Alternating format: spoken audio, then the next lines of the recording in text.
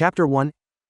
Inside the classroom, Yi suddenly woke with a startled expression, as though something unpleasant had struck him. Realization came swiftly. He had returned to the past, exactly 25 days before the college entrance examinations in the Sha Kingdom, within the number 1 ranked high school. In the 3rd grade of the 7th class, every student appeared occupied with assignments. Abruptly, Yi stood and released a piercing scream, causing everyone to look in disbelief. His hands gripped his hair as he cursed his misfortune.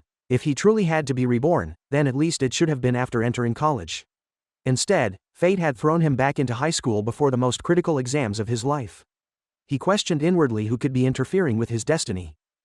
The world he lived in, known as Blue Star, had long suffered the threat of secret realm invasions. These mysterious rifts linked the human world to domains filled with terrifying monsters. When the rifts opened, monsters invaded without mercy. Their strength varied greatly, yet some possessed overwhelming power capable of destroying nations and endangering civilization itself.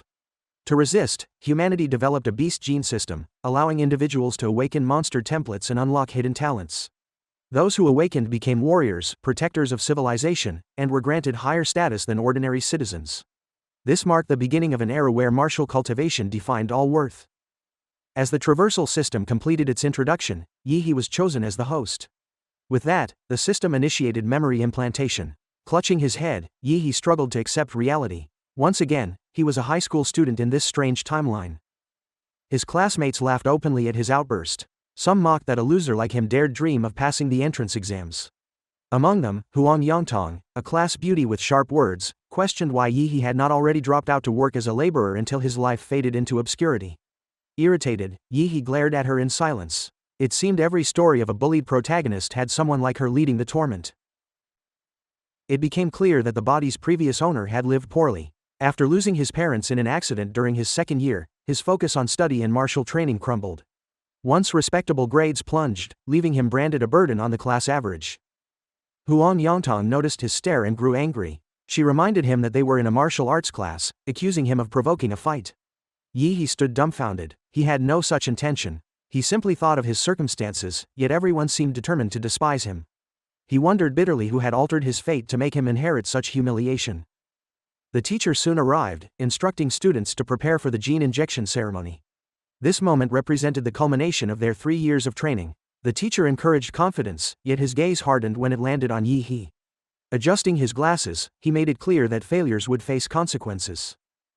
Yi smiled faintly. It was not he who had wasted years, but the body's former owner. Since he had inherited this chance, he resolved to fix the mess and carve a new path. Later, the students gathered in the gene injection hall. Their discussions buzzed with expectations of which abilities they might awaken. Some dreamed of Tier 3 mountain splitters, others Tier 4 dragons. Jokes circled about weaker beasts. A massive machine then opened, releasing a blast of cold air. Inside rested numerous test tubes, each containing the awakening serum. Within lay the primal genes of every recorded magical beast. Once injected, students would absorb one at random. The strength of their awakened template often depended on the resilience of their physique. The teacher, unimpressive in demeanor yet strict in tone, advised calm acceptance of the transformation. He began calling names, one by one, as students stepped forward.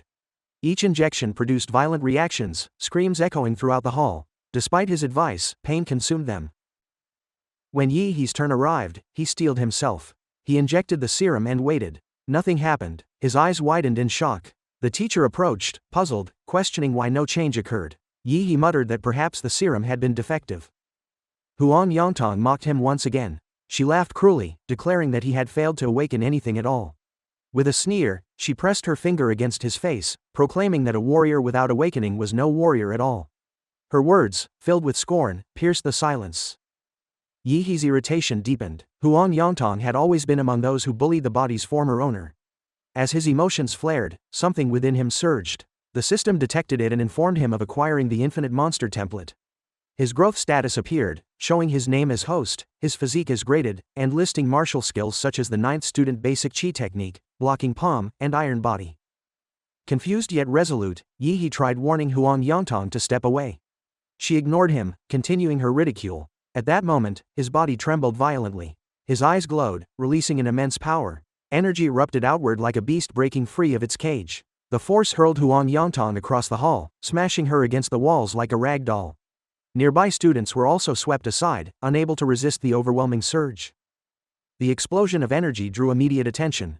Among the observers were Chu Zhou, the top student, and Miss Liu, another elite awakener.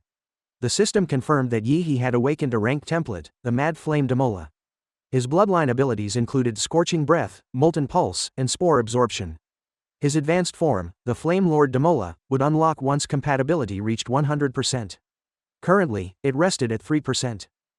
Realization dawned upon Yi He. This system and template might be the golden opportunity granted to him. Around him, stunned classmates who had once mocked him now gazed with awe and fear. Even Huang Yongtong, who had awakened a second-tier flaming lizard bloodline, lay unconscious. Yi He apologized lightly, noting he had warned them, though no one had listened. Few could have predicted that the class outcast possessed such monstrous potential. Soon, the school's announcement system summoned all awakened students to the testing building. There, each would verify their awakened beast gene and martial level. At the detection device, students lined up as holographic screens displayed results. Li Xing Yuan awakened a third-tier bloodline, the Swift Spine Bug, earning admiration. Chu Zhou revealed his formidable Ice Demon Dragon, placing him among the strongest. Miss Liu unveiled a Stage 4 Nether Sparrow, a bloodline so powerful it could devastate cities. Yi He noticed all classifications listed as Stage 3 or Stage 4, yet his was described differently as A class. His turn arrived. Students anticipated greatness. Their gazes followed him with reverence, some imagining their futures tied to his. He entered the chamber confidently. When his data appeared, the screen only revealed a Stage 3 with an unknown beast bloodline.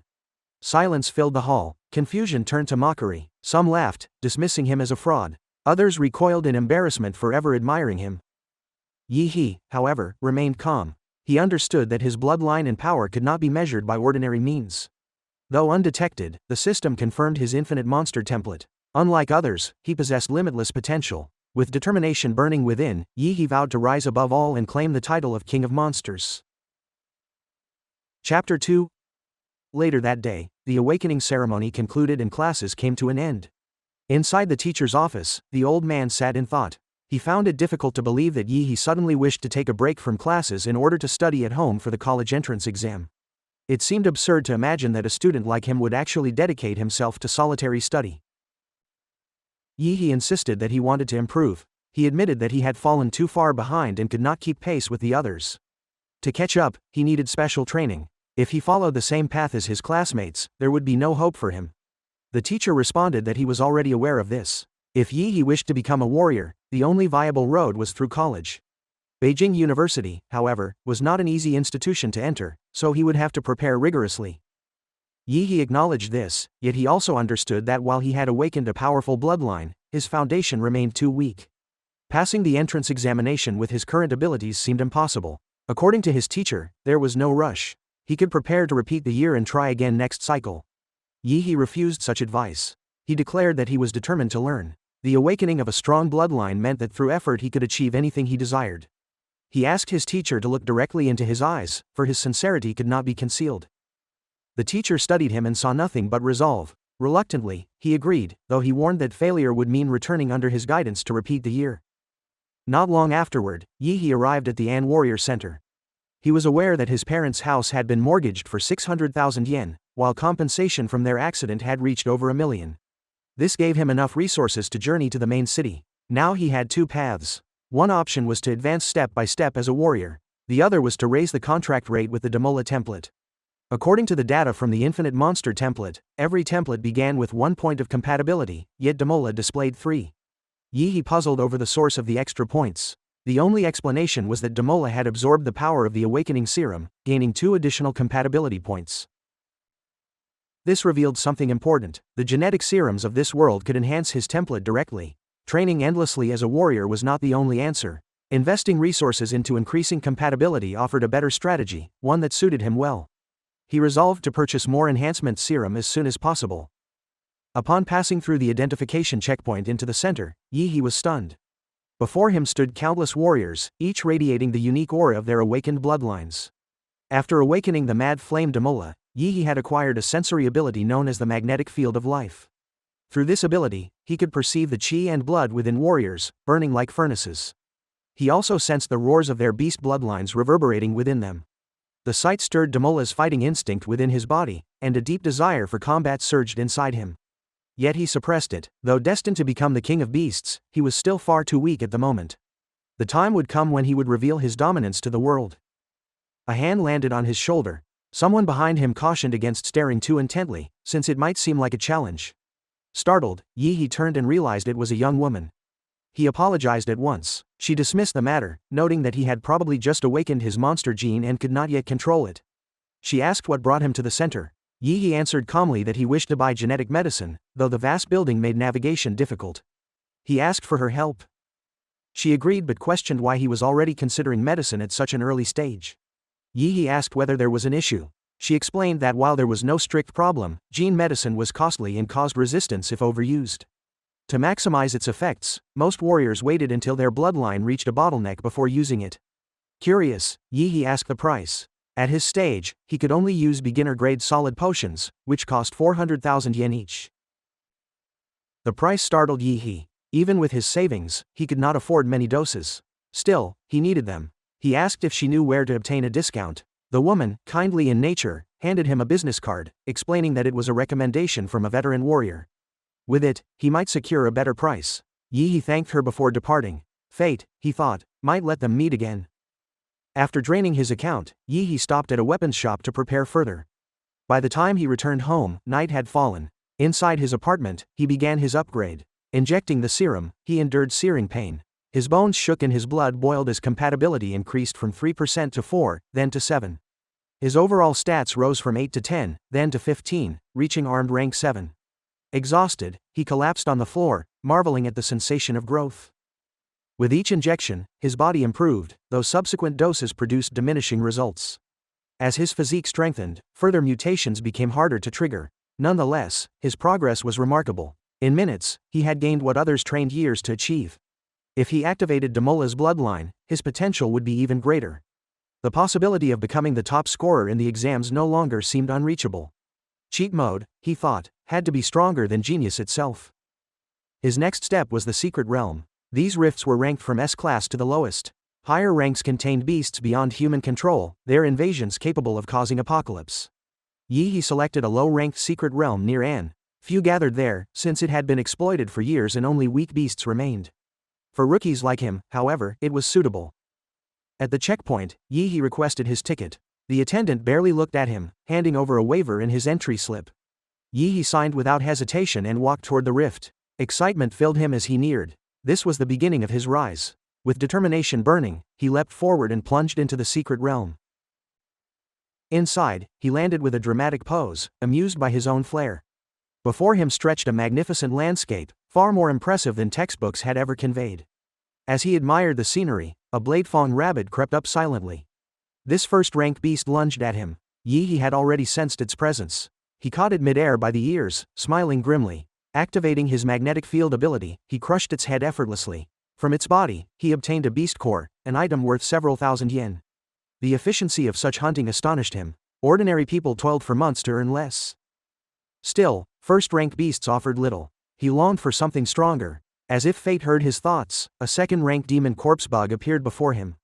Yi regarded it calmly. If the creature sought death, he would grant its wish. Chapter 3. Inside the secret realm, Yi unsheathed his short sword and struck at the lower abdomen of the corpse demon bug. His study of the monster encyclopedia reminded him that compared to the steel-like shell on its back, the abdomen was far more vulnerable. His blade cut into the softer armor with precision. The beast recoiled, coiling its worm-like body into a tight circle before spinning rapidly toward him. Facing this terrifying attack, Yi plunged his sword into the ground and released his technique, Hyper Beam. A torrent of energy burst forth like a blazing cannon, striking the creature squarely in the abdomen. Though powerful, the blast was insufficient to finish it. The bug retaliated by spitting several spinning discs from its mouth, catching Yi off guard. The creature's ability to weaponize its mandibles to launch projectiles was unexpected. It revealed that the monster was exerting itself fully. Yi reacted swiftly, dodging with agile footwork while the discs shredded through his clothes. His garments tore apart, causing him to cry out in frustration, lamenting the loss of such expensive attire. Despite his efforts, Yi knew that with his current level he could not defeat this bug by relying only on martial strength. Without advanced martial techniques, even his deep Dantian energy and strong blood vitality allowed him to use barely half his potential. This weakness came from the original body's lack of training, a remnant of academic failure. He recognized the truth. To prevail, he had to rely on his unique advantage. With no other option, Yi activated his Mad Damola bloodline, the Emperor Demon's legacy. Power surged through him as his physique rose from 15 to 21.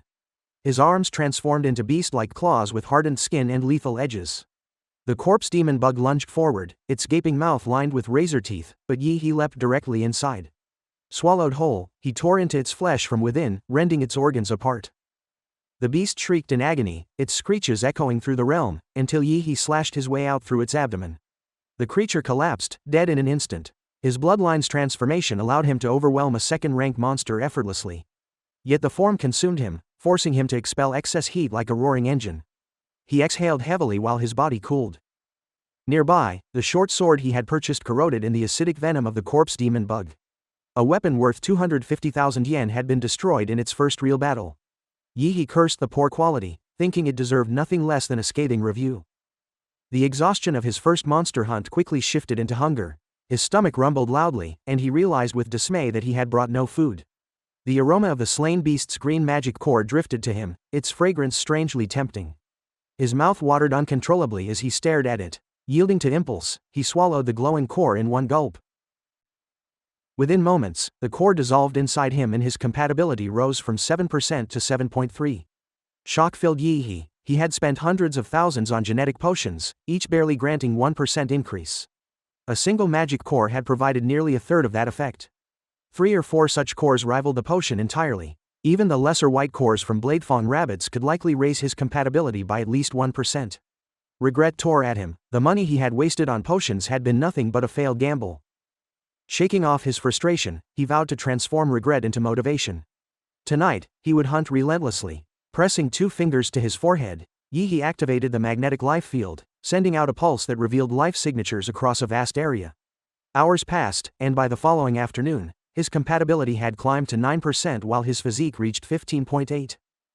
Past that threshold, white magic cores no longer raised compatibility, forcing him to sell them instead. By then he had collected 20 white cores and 4 green ones. Presenting them at the checkpoint, he surprised the receptionist, who marveled that a mere high school student could gather so many. Government regulations required that 1/10 of the spoils be handed over. For each green core, 5 white stones were required in tribute. Even so, Yi profited 200,000 Sea Kingdom credits. Time pressed forward, leaving only 9 days before the college entrance exams. Meanwhile, at a D-class secret realm, a team of 6 warriors prepared for a mission. The driver asked Captain Lin whether they would succeed in retrieving the blood jade flower this time. Captain Lin, a Tier 2 martial artist, explained that they had located it in their last exploration, but old Chen's injury meant he could not join. Xiao Sha questioned whether they could manage with only 5 people. Xiao Wu added that regulations required 6 to enter. Captain Lin pointed behind him, introducing their replacement. Yi had hired an agency for a false identity, presenting himself as Lin He, a level 9 martial disciple. The alias cost 100,000 credits, a price he considered outrageous. Captain Lin studied him, suspicious of the odd name, but Yi dismissed the concern, claiming that his real identity could not be used. The captain accepted the excuse, reminding Yi that at his level he was unqualified for such a realm. He was permitted to observe but warned not to hinder the group. Yi agreed, seeing it as a fair arrangement. The team entered the portal and followed their tracker toward an oasis where the blood jade flower was located. Yi marveled at how the realm shifted from rainforest to desert, realizing that these spaces connected to multiple worlds. From the rear, the driver spotted a horde of earth demon rats in pursuit. Yi quickly notified Captain Lin, who ordered Hood to deal with them. With deadly enthusiasm, Hood launched daggers infused with martial energy. The weapons struck the rats and exploded, annihilating the swarm. Yi observed silently, noting Hood's ruthlessness. The team continued without pause and soon reached the oasis. They abandoned their vehicle, since engines would alert nearby monsters. Captain Lin outlined their plan. Xiao Sha would throw a stun grenade to lure the beast, Xiao Wu and Hood would prepare traps, Old Lu would cover with suppressive fire, and he himself would face the front line. Yi was told to remain still. Accepting his role, Yi stood aside as the strategy unfolded. The stun grenade released pheromones mimicking a territorial intrusion. A Tier 2 Earth dragon emerged, roaring violently. Captain Lin charged, his blade glowing with martial energy, and severed its head with a precise strike. His teammates rushed to his side, but the dragon made one final attack as its massive paw swung upward. Before it could land, Yi launched into the air and unleashed a devastating hyper beam, finishing the beast instantly. Stunned, the team realized a mere novice had destroyed a Tier 2 monster. Awe filled Xiao Wu, and even Captain Lin. They praised his strength while Yi acted indifferently, as if it were nothing. Captain Lin expressed gratitude for saving his life. Old Lu extracted the dragon's soul essence, which resembled a massive fruit. Xiao Wu marveled at its worth. Meanwhile, far away, a bald man discovered Hood's discarded daggers. Smiling darkly, he pocketed them, his intentions hidden. Chapter 4. The captain spoke with confidence, explaining that the discovery could greatly enhance a warrior's template.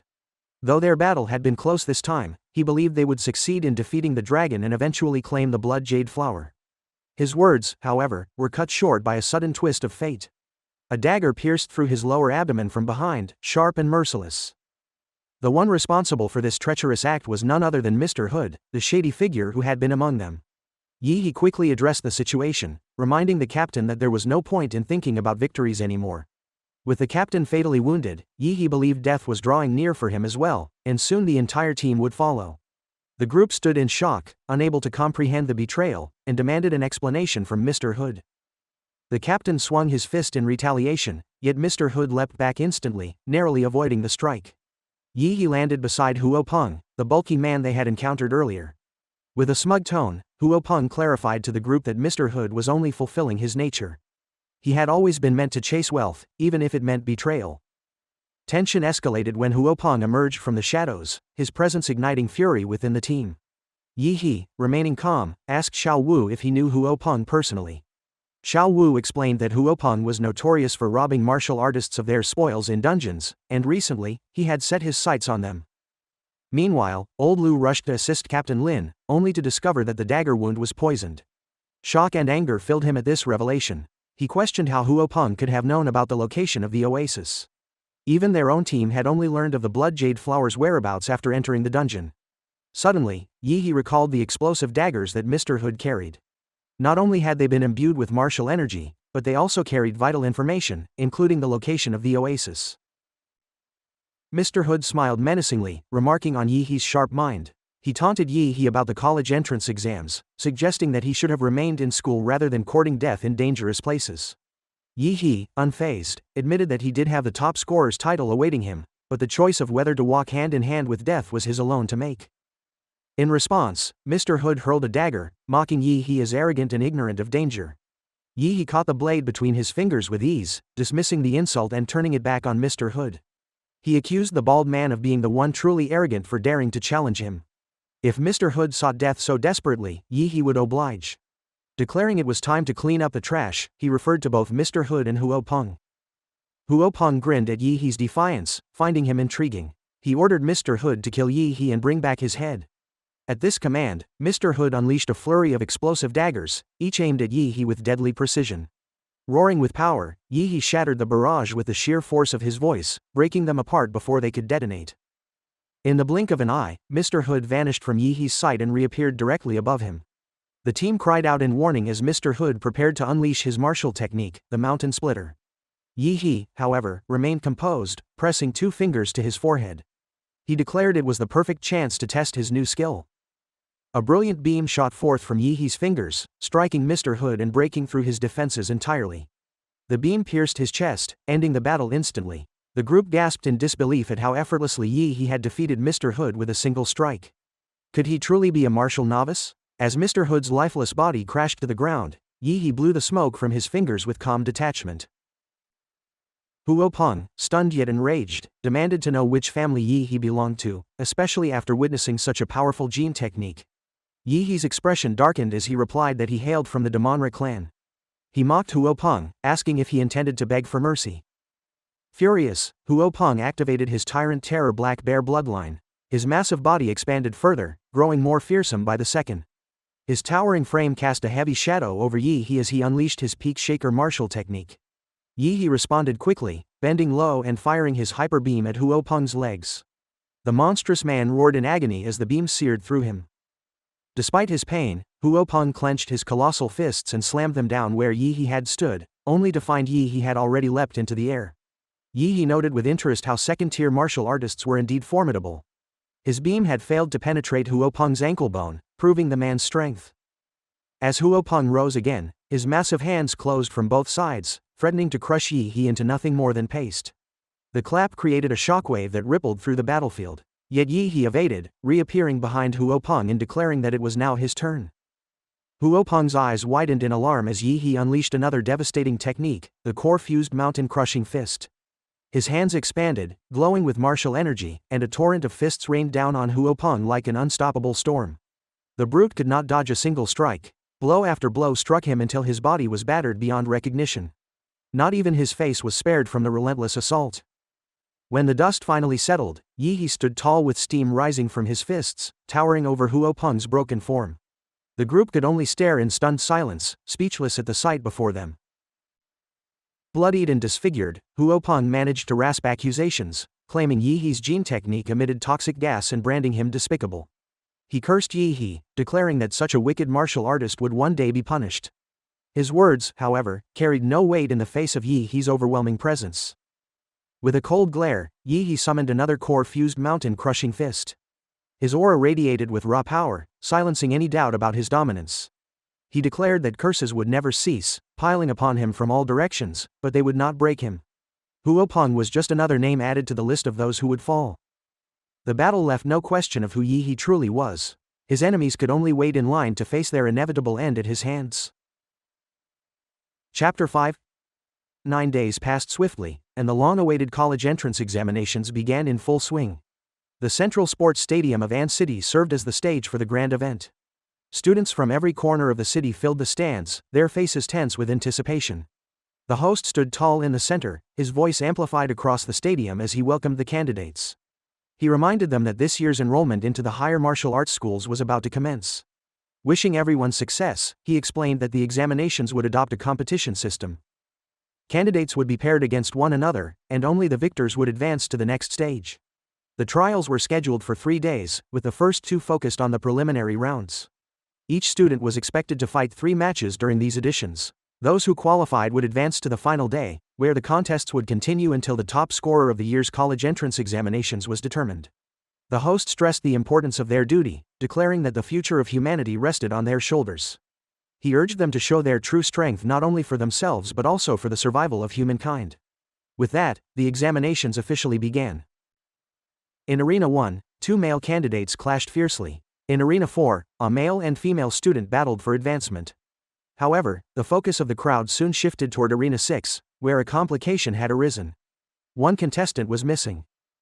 The host reviewed the roster and revealed that the scheduled match for Arena 6 was between Huang Yangtong and Yi He, both students of An City No. 1 Middle School. Yet only Huang Yangtong stood in the arena, her opponent nowhere in sight. By the rules, if Yi He failed to arrive before the match commenced, he would forfeit. Huang Yangtong waited with an air of smug confidence. She still carried the humiliation of her previous defeat at the Gene Conference, an embarrassment that would linger in her memory forever. Today, she planned to reclaim her pride by defeating Yi He publicly with her flaming lizard technique. Instead, she found herself gloating, mocking him in front of the crowd for not even daring to appear. The audience joined in, ridiculing Yi He. Some said he was likely hiding at home trembling. Others jeered that he was unworthy of high school and should be sweeping the streets. The referee finally raised his whistle and announced the time limit. Yi He, representing An City No. 1 Middle School, was about to be declared absent. Just as the words left his lips, the stadium trembled with the arrival of an overwhelming presence. Every eye turned upward as something descended from the sky with the speed of a meteor. Shock rippled through the crowd as they realized it was a person, descending with immense force. The figure landed directly in Arena 6, shaking the platform so violently that dust and debris scattered into the air. When the dust cleared, Huang Yangtong remained stunned and barely had time to react before a foot connected with her face. Yi He had arrived at the last possible moment and delivered a single decisive kick. Huang Yangtong's body flew from the platform, unconscious before she even touched the ground. Yi He glanced at her fallen form and muttered about how close he had cut the timing. Had he been a little later, he might have missed the opportunity and been forced to wait another year. With her defeat, the host loudly declared Yi He the winner. Yi He scoffed inwardly, unimpressed by the ease of victory over his former tormentor. The crowd erupted into cheers. They marveled at the simplicity and efficiency of his win, astonished that one kick had ended the fight. His dramatic entrance from the sky only amplified their admiration. Some referred to it as a kick from the heavens, while others shouted his name in excitement. The system display followed, revealing Yi He's physique at a total of 226 with a compatibility rate of 20%. Yi He could not help but feel a surge of pride, knowing this was the result of the blood jade fruit gifted to him by Captain Lin.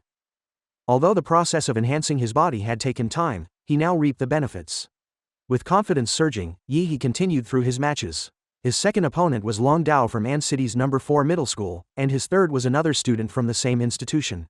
Each fight ended identically, one kick was all it took, and victory was his.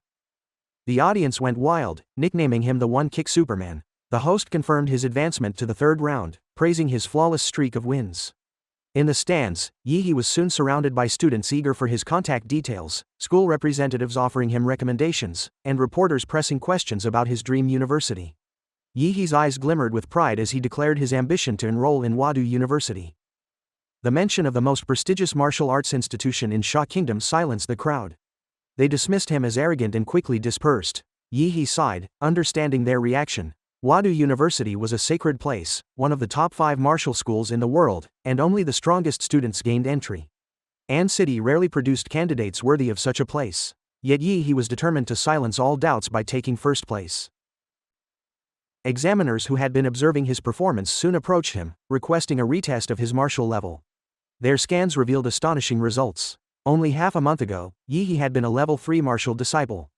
Now he has reached level 9. Investigation showed that he had been venturing into An City's secret realms frequently after school.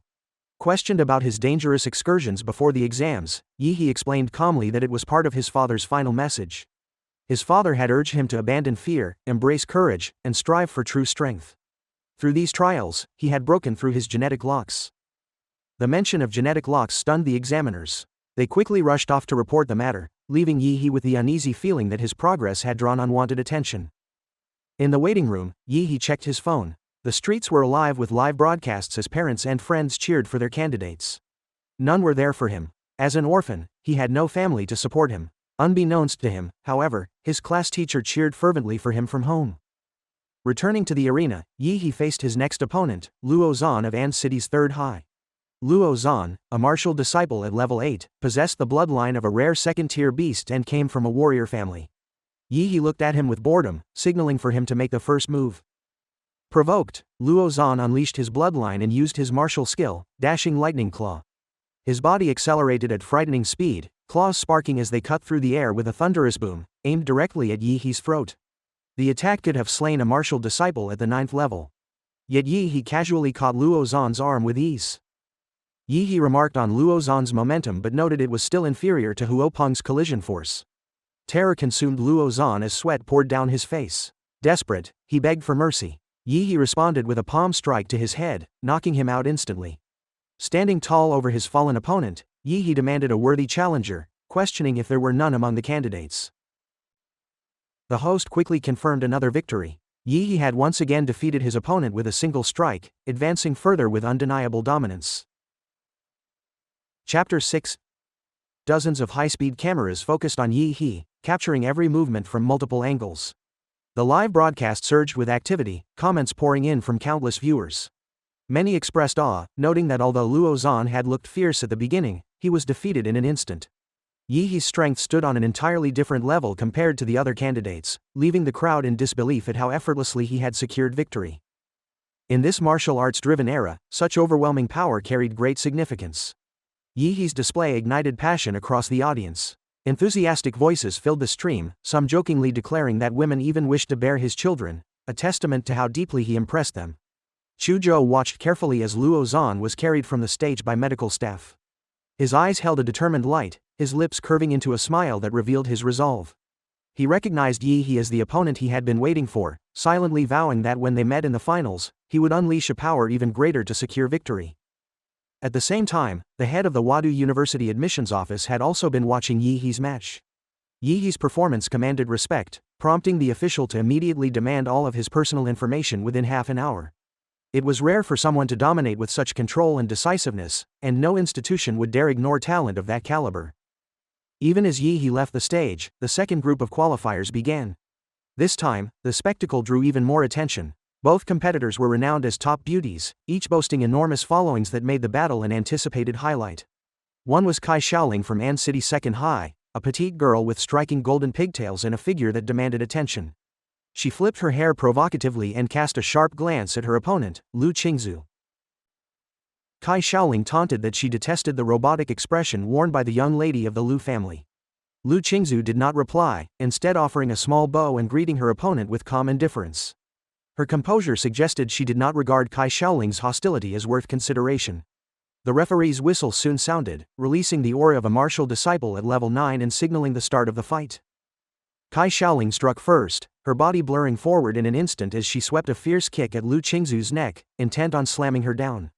Lu Qingzu remained unmoved. With a graceful motion of her palms, the surrounding air thickened, transforming into a swamp-like viscosity under the influence of her martial technique. When Kai Xiaoling's powerful leg collided with the air barrier, it felt as though she had sunk into soft cotton. Even the high-speed cameras captured her movement as if slowed to a crawl, the once lethal strike reduced to a sluggish motion. Furious at Lu Qingzu's tranquil expression, Kai Xiaoling intensified her offensive. Cloaking herself in martial energy to minimize resistance, she blurred into a series of shadows, circling Lu Qingzu for an opening. She finally aimed a palm strike toward Lu Qingzu's waist, only to find her attack halted mere inches away. The sudden suction from Lu Qingzu's technique trapped her hand, refusing to let her withdraw. At that moment, Lu Qingzu made her first decisive move. Her slender fingers glowed with jade-like brilliance as she extended them, and those watching immediately recognized the technique. It was the Hunyuan Jade Finger from the Xuanwang martial arts, a skill rarely mastered by anyone below elite ranks. Viewers marveled in shock that a high school student preparing for entrance exams could wield it with such proficiency.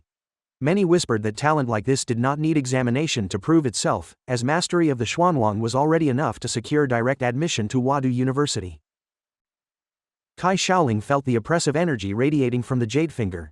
She knew hesitation meant defeat. Summoning her trump card, she awakened the Shadow Tiger King bloodline. A shock wave burst from her body, distorting the air and unleashing savage force.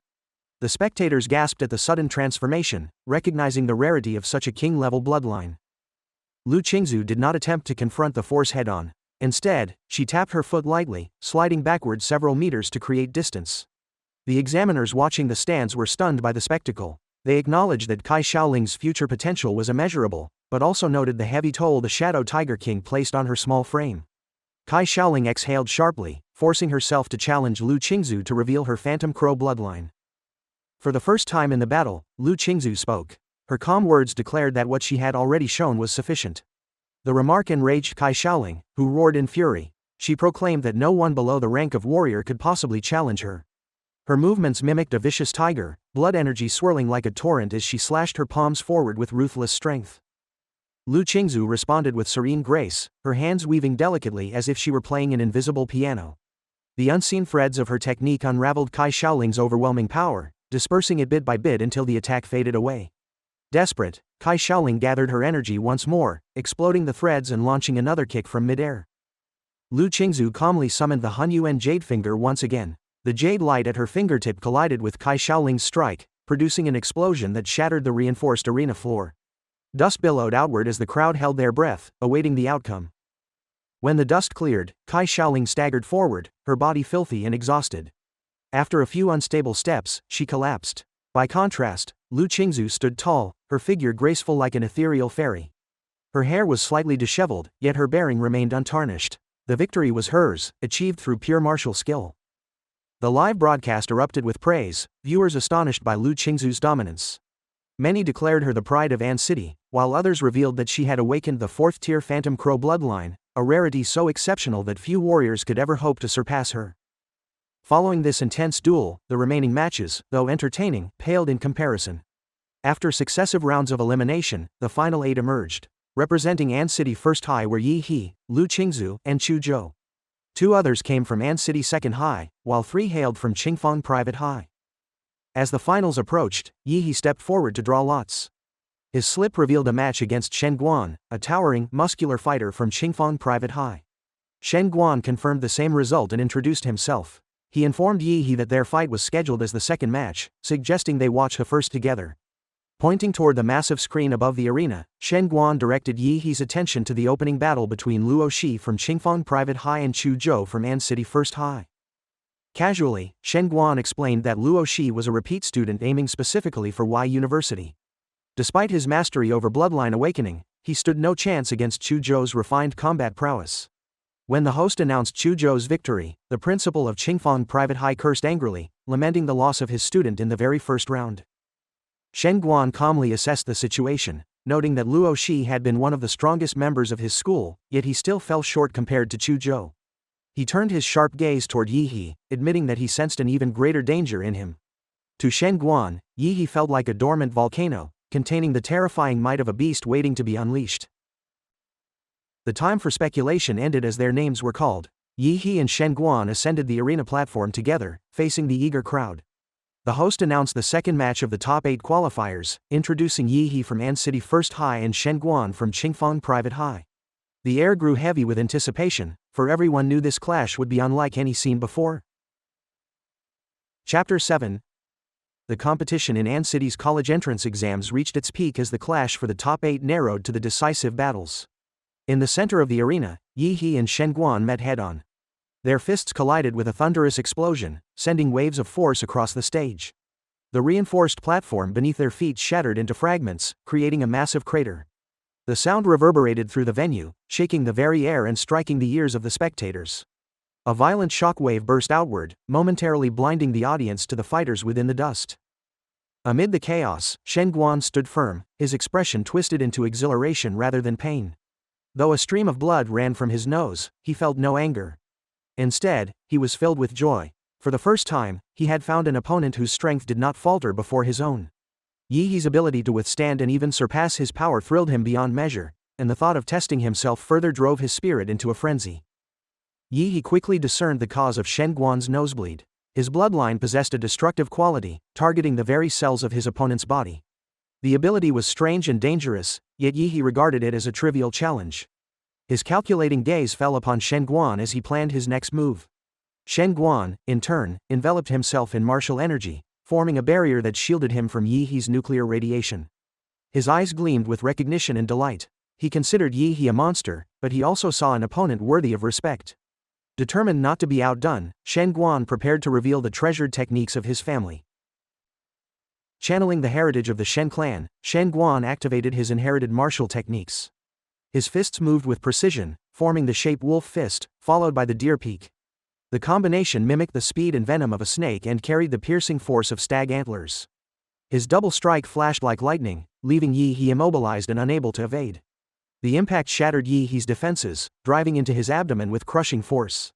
Blood spattered from his mouth as he staggered backward, his body racked with pain. This was the first time Yi He, previously renowned for ending fights in a single strike, had endured such punishment. Even before he could steady himself, Shen Guan advanced with relentless ferocity. His next assault was the bear crash, a technique that merged physical might with martial energy to double its destructive power. Yi He raised his arms to block, but the unexpected happened.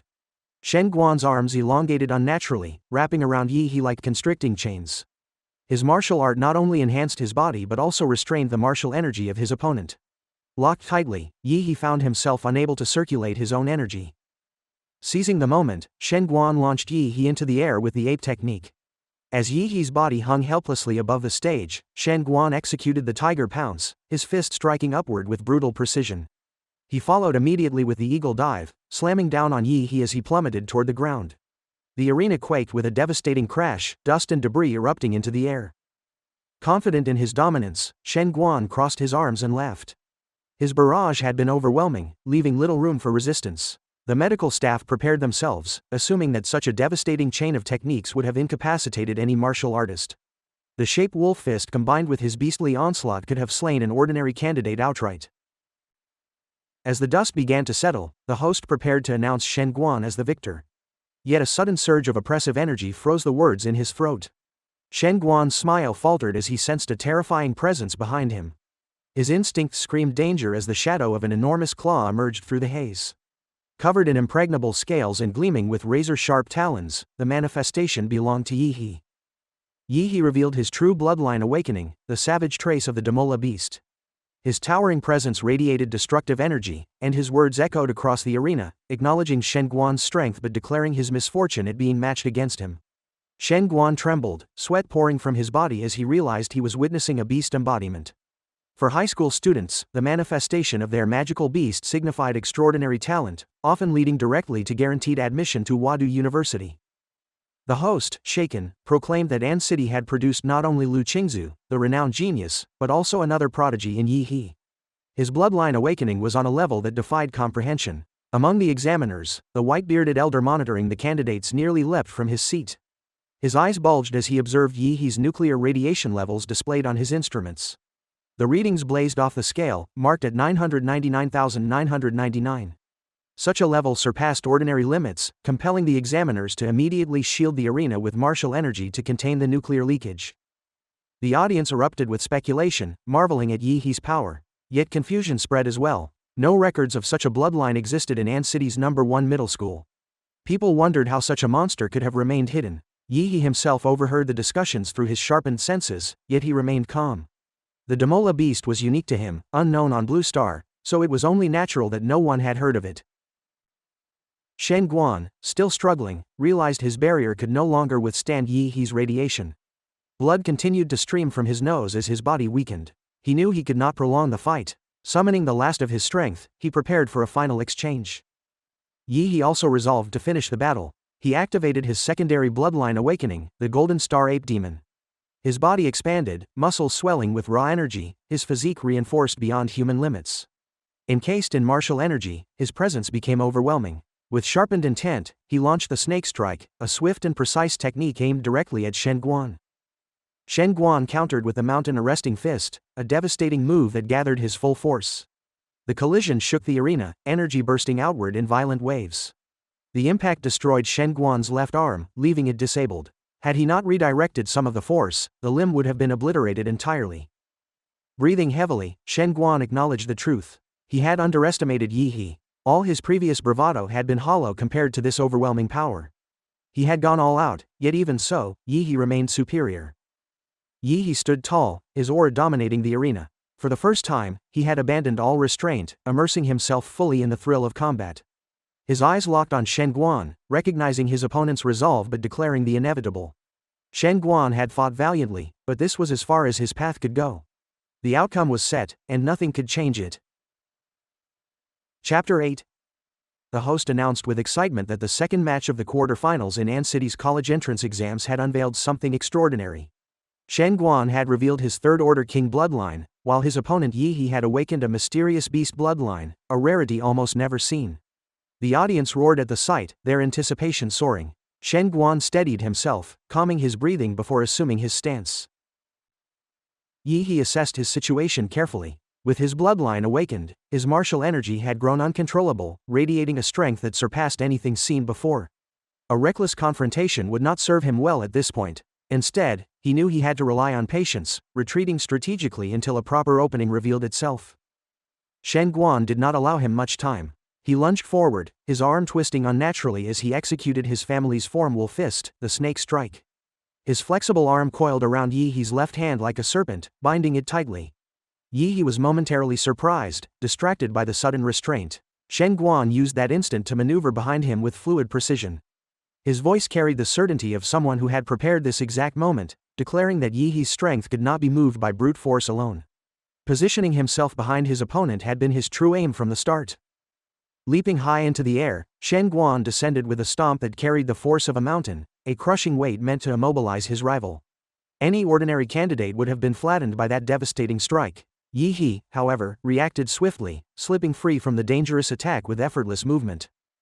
Shen Guan withdrew quickly, springing back twice in succession to regain distance. He believed he had placed enough ground between them, only to look up and find Yi He calmly watching him, arms folded across his chest. The pressure in the air grew heavy as Yi He released his overwhelming aura, and in the next instant he advanced. His right foot touched down, and with a blur of motion he unleashed his mountain arresting fist toward Shen Guan. The moment before the strike landed, Shen Guan dropped to his knees. His voice carried across the arena as he admitted defeat. The arena fell silent for a heartbeat, then erupted in disbelief. Yi He froze in place, shocked by the sudden surrender. He had been ready to fight with all his strength, his body burning with energy and resolve. Now Shen Guan had yielded without letting the battle continue. The abrupt end left Yi He uncomfortable, his anticipation twisted into frustration. He sighed heavily, fiery breath leaving his lips, muttering that restraining his energy was suffocating. According to the rules, however, once a competitor admitted defeat, the fight was over. The host declared Yi He the winner, and the crowd exploded with cheers. Fans shouted his name, calling him incredible and cool. Across media platforms, the battle instantly became the most discussed topic. Clips of the fight spread, and new chat groups were formed by supporters who had begun calling Yi He their big brother. They proclaimed him the top scorer of this year's college entrance exams, asserting confidently that not even Chu Zhou or Lu Qingzu could surpass him. Meanwhile, Shen Guan's reputation plummeted. Fans mocked him by comparing his confident demeanor before the match to his quiet surrender afterward. In contrast, Yi He's fame grew rapidly. His fanbase multiplied, elevating him from a formidable candidate to a rising star admired across An City. The mood, however, was far different for the principal of Qinfeng Private High. Rage consumed him as he realized both his hopes had been crushed. Luo Shi had already fallen earlier, and now Shen Guan had surrendered. He confronted Shen Guan, spitting out words of anger. Trembling with frustration, he demanded how his star pupil could disgrace the academy after so much money had been spent on his training. Shen Guan, still calm despite his injuries, placed a hand on the principal's shoulder. When questioned, Shen Guan simply explained that he could not endure Yi He's strike. Surrendering had been his only choice, otherwise his already injured body might have suffered irreparable damage. He asked pointedly if the principal would have preferred to take Yi He's punch himself. As for the support provided by Qinfeng Private High, Shen Guan promised to repay it in due time. However, he warned the principal not to threaten a warrior stronger than himself. The veiled warning struck fear into the principal, who quickly backed down, sweating profusely as he muttered agreement. Following this outcome, the top 4 candidates of the year's entrance exams were officially decided.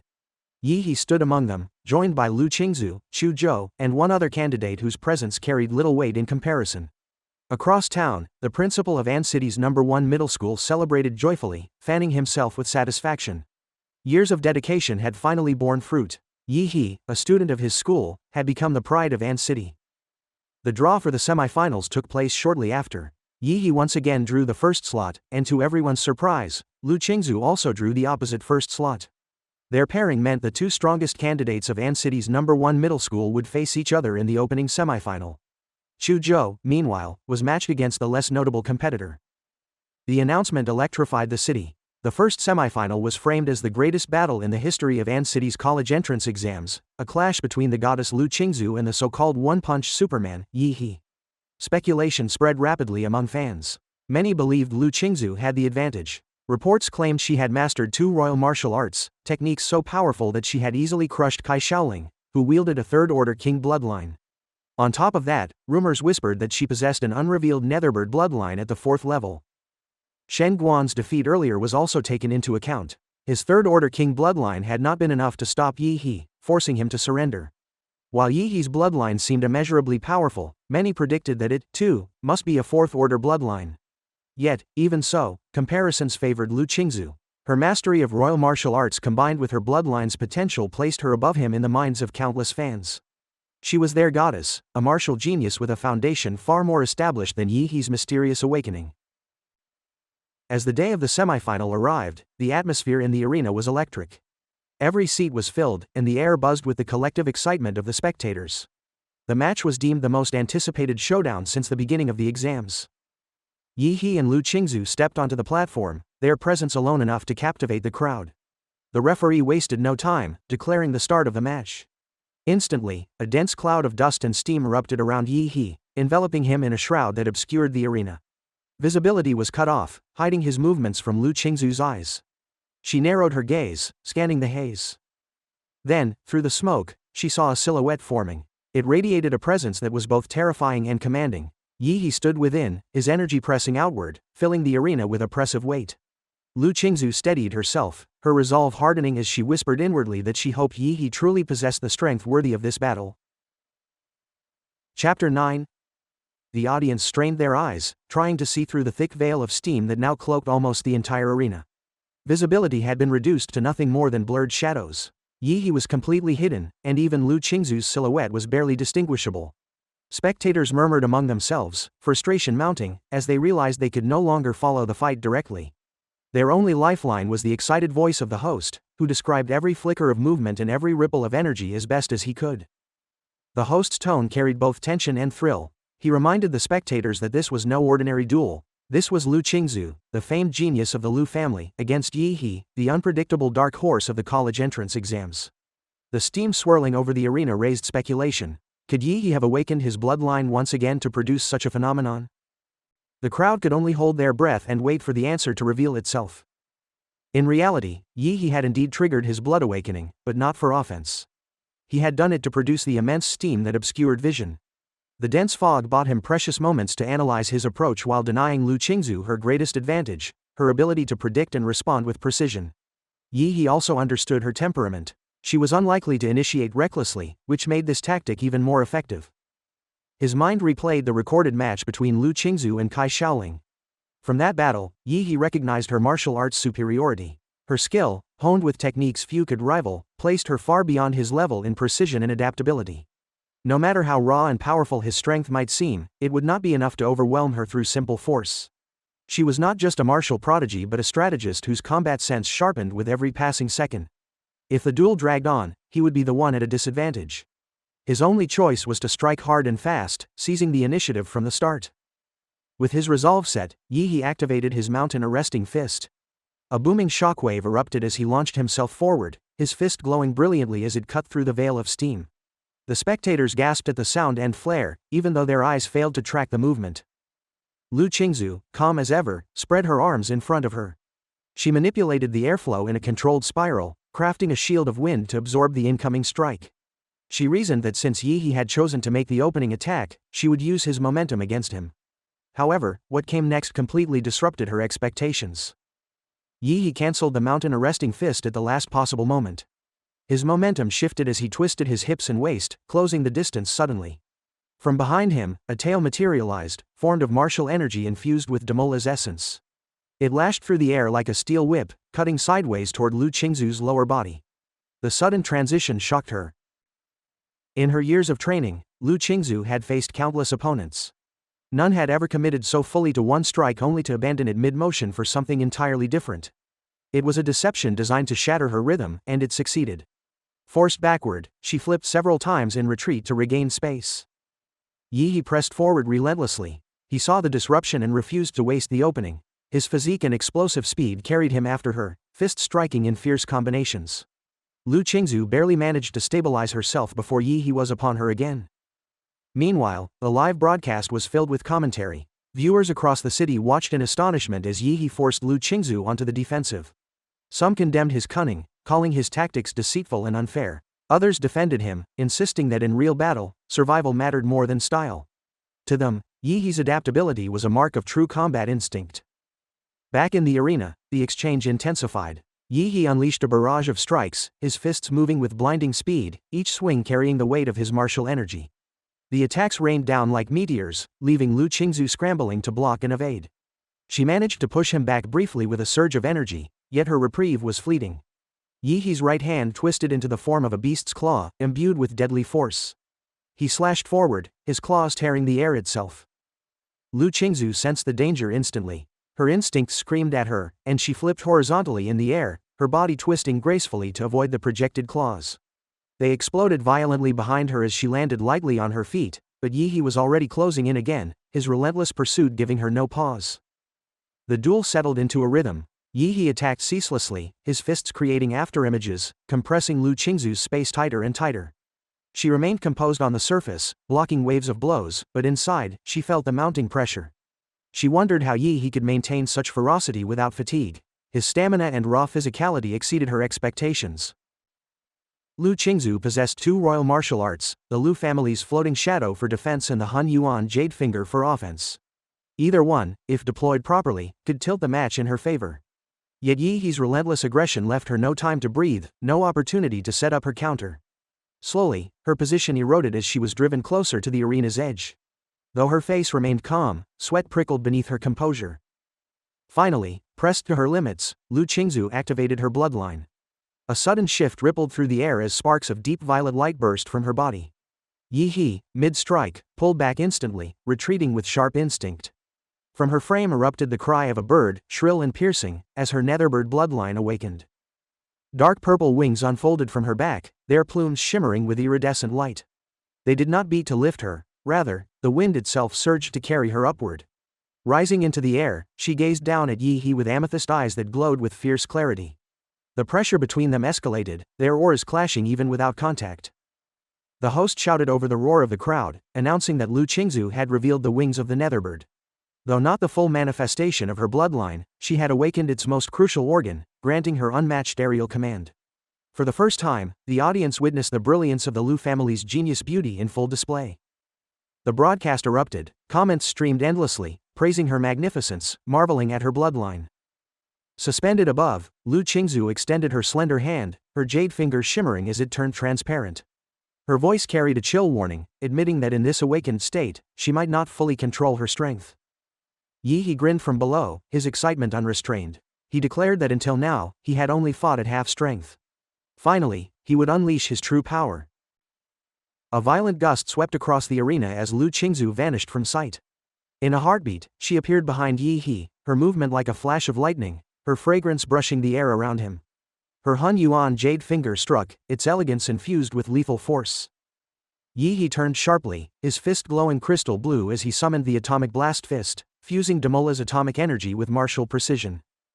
The jade fingertip collided with the azure fist. The impact unleashed a blinding explosion, heat and light surging outward in a storm. The audience shielded their eyes as winds tore through the stands. Both fighters were thrown back by the shockwave. Lu Qingzu's wings flared, wind gathering around her to steady her flight. She pierced through the smoke, ready to strike again. Then her eyes widened in shock. On the opposite side of the arena, Yi-hee's back arched as a row of vertebrae protruded, glowing one after another in a dazzling sequence. Chapter 10. The moment each vertebra on Yi-hee's back lit up, it signified the birth of a terrifying atomic reaction that steadily gathered in his mouth. The immediate space around him grew violently unstable as blue sparks of energy arced like thunder, illuminating the entire arena with a dreadful glow. Unlike the uncontrollable radiation of his earlier attacks, this power was contained, channeling with precision toward his open jaws. It was clear that Yi-hee had entered the peak state of Demola's beast form, preparing to unleash its deadliest weapon. Lu Qingzu froze briefly as the surge of destructive energy fixed itself upon her. The sheer density of the radiation made approach impossible, and dodging entirely seemed out of reach. Leaving the stage was forbidden, which only deepened her crisis. The host, sensing the weight of the moment, cried out to the audience, explaining that Yi-hee's monstrous form was channeling a massive energy beam from the protruding spines along his back to his mouth. The crowd watched in awe as the blue light intensified. One after another, the glowing vertebrae pulsed brighter until his mouth shone with concentrated nuclear energy. The destructive breath of Demola had fully awakened. Yi-hee released it without hesitation, and a blinding beam of blue particles erupted outward, rushing across the arena like a torrent of annihilation. The power swept directly toward Lu Qingzu, threatening to overwhelm her completely. Faced with imminent death, Lu Qingzu refused to cower. She folded her wings tightly around her body and ignited the deepest reserves of her netherbird bloodline. Dark purple feathers shimmered like crystals as her latent power activated in desperation. This technique, known as feather deflection, allowed the netherbird to refract energy rather than endure it outright.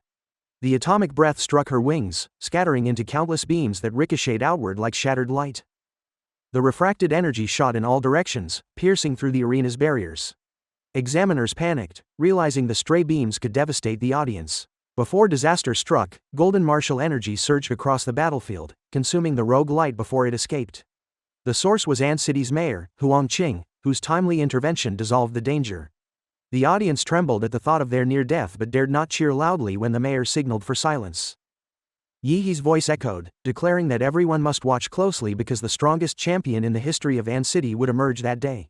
The host, seizing the moment, assured the shaken crowd that with Mayor Huang present, they were safe. For 15 long seconds, the devastating beam continued before Yi-hee finally ceased. Thick smoke poured from his mouth and vertebrae as if from an exhausted engine. His piercing gaze locked on Lu Qingzu, whose state had grown visibly worse.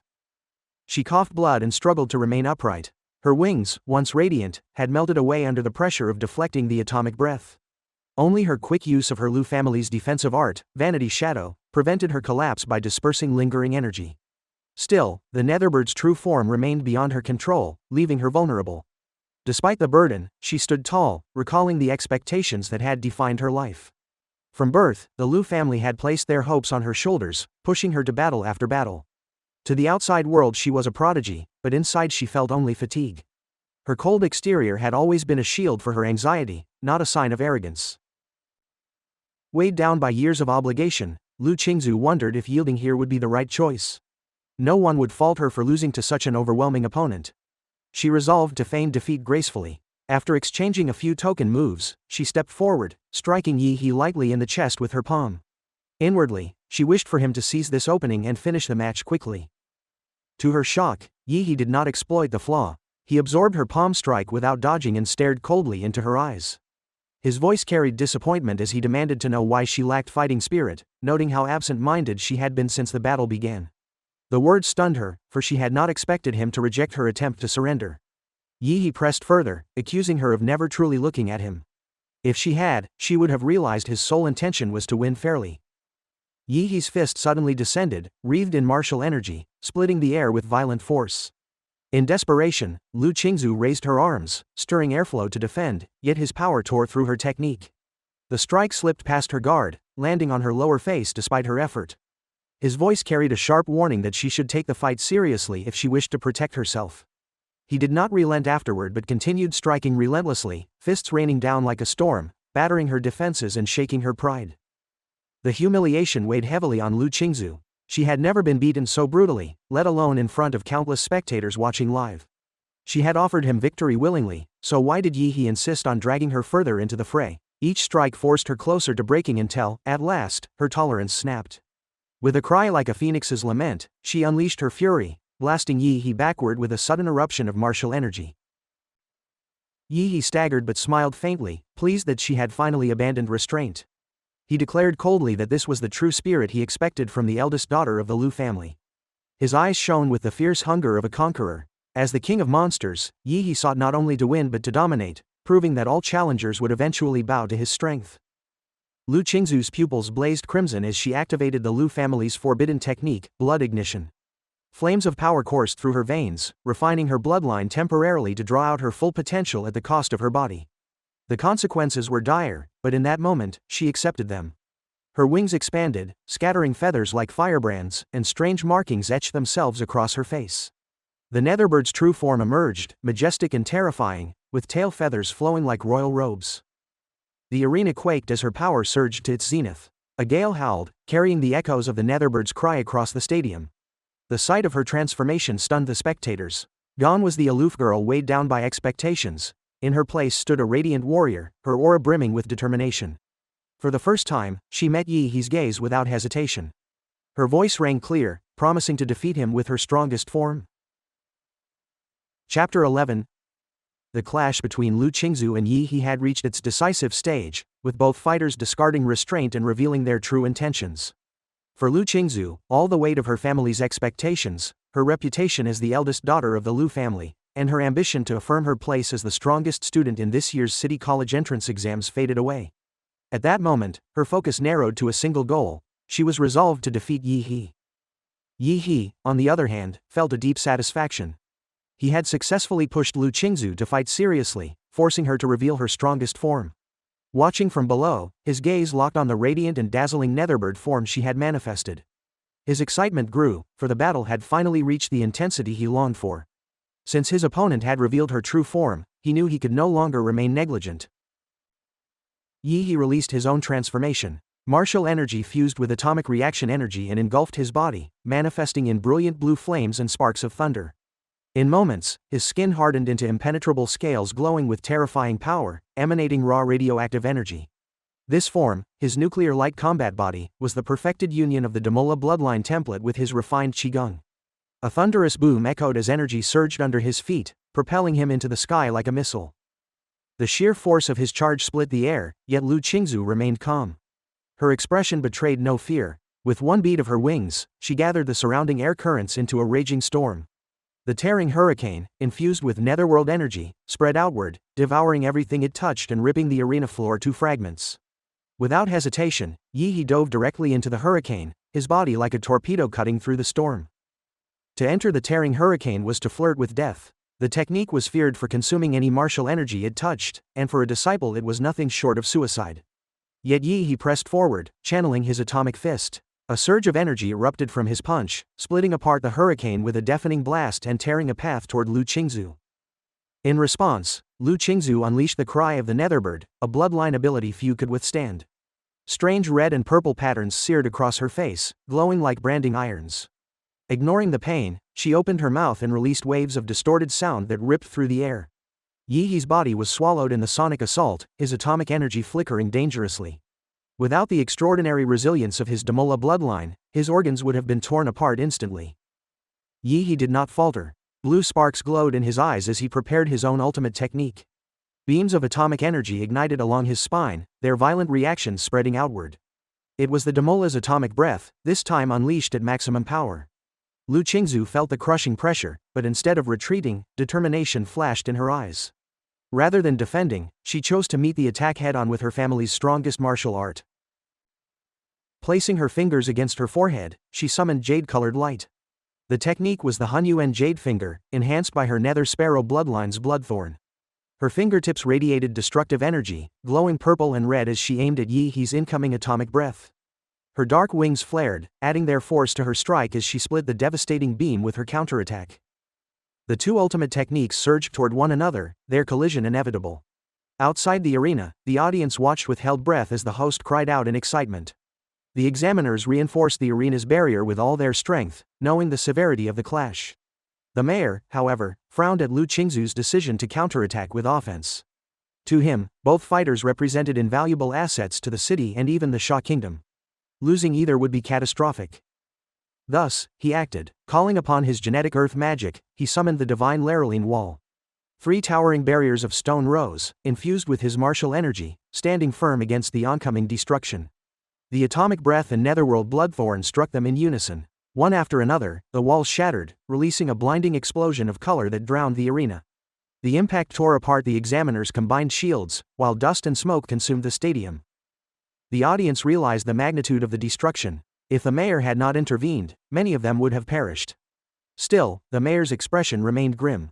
His walls, summoned in haste, lacked their usual strength. Inevitably, Yi's atomic breath and Lu Qingzu's bloodthorn collided, creating devastation that even his defenses could not fully restrain. The weight of responsibility bore heavily on him. Should either of these prodigies have fallen, even resignation would not protect him from the fury of the Sha people, who revered martial geniuses as national treasures. When the smoke began to settle, the first clear sight was a slender hand dripping with blood. It belonged to Lu Qingzu. Her left arm was scorched and mangled, her body crouched in pain. Her wings were gone, burnt away, and her transformation was undone. She looked battered and defeated, yet her spirit remained unbroken. She tried to rise, unwilling to yield. From within the dust, Yi emerged, towering over her battered form. Calmly, he warned her that without purging the nuclear radiation inside her body, she would be crippled. Lu Qingzu froze, recalling that her attack had landed, yet Yi stood unharmed. She questioned why he had pushed her so relentlessly, when she had never intended to fight to such an extreme. Yi crouched and met her gaze. He asked if her reluctance to fight was truly genuine, or if she was denying her own competitive spirit. He told her he had felt her desire to win throughout the battle. Lu Qingzu fell silent. As she thought back, she realized he was correct. In the heat of combat, she had abandoned defense and poured all her strength into defeating him. She had felt exhilaration, not duty. She had fought not for her family or her reputation, but for herself. Her reflection was broken when Yi placed a hand on her shoulder. The contact brought an uncharacteristic blush to her face. He explained her loss, pointing out that her distracting thoughts had weakened her resolve. In true battle, such hesitation was fatal. With his ability, Yi absorbed the radiation plaguing her body, restoring her strength. Lu Qingzu stared at her healed arm in disbelief, while Yi stood tall. He admitted she was the strongest opponent he had ever faced and expressed his hope that, if fate allowed them another match, she would fight with her full strength from the very start. His words deepened her blush, and in that moment, she began to see him in a new light. As the smoke cleared, the cameras focused on Yi standing proudly at the center of the arena. The referee glanced at Lu Qingzu, then declared Yi the victor. Thus, the first match of the semifinals came to an end. Chapter 12. The next battle concluded swiftly with Chu Zhou's victory, securing his place in the final alongside Yi. With this outcome, the last stage of An City's college entrance examination became the ultimate spectacle. The grand finale would determine who would be crowned the city's top scorer. Regardless of the result, the greatest beneficiary had already become clear: An City's #1 middle school. Both finalists, Yi He and Chu Zhou, had risen from its ranks, ensuring its prestige soared. Yi He entered the final as the dark horse, having astonished the city with his relentless growth and victories. His opponent, Chu Zhou, stood as the acknowledged prodigy, long celebrated as the pride of their school. Their clash became the most anticipated event of the examinations. The live stream, already drawing hundreds of thousands, now swelled to tens of millions of viewers, each waiting eagerly for the decisive duel. Although the semi-finals between Yi He and Lu Qingzu had carried more uncertainty, few expected the final to match that level of suspense. This was not because Chu Zhou lacked talent, but because Yi He's overwhelming strength had shifted expectations. His defeat of Lu Qingzu had cemented him as the overwhelming favorite, leaving many to doubt Chu Zhou's chances. Even so, Chu Zhou's spirit remained unshaken. Yi He embodied the essence of a pure warrior. Admired since the moment of his awakening, he never let fame cloud his resolve. Whether praised or underestimated, he pursued battle with the same unyielding determination.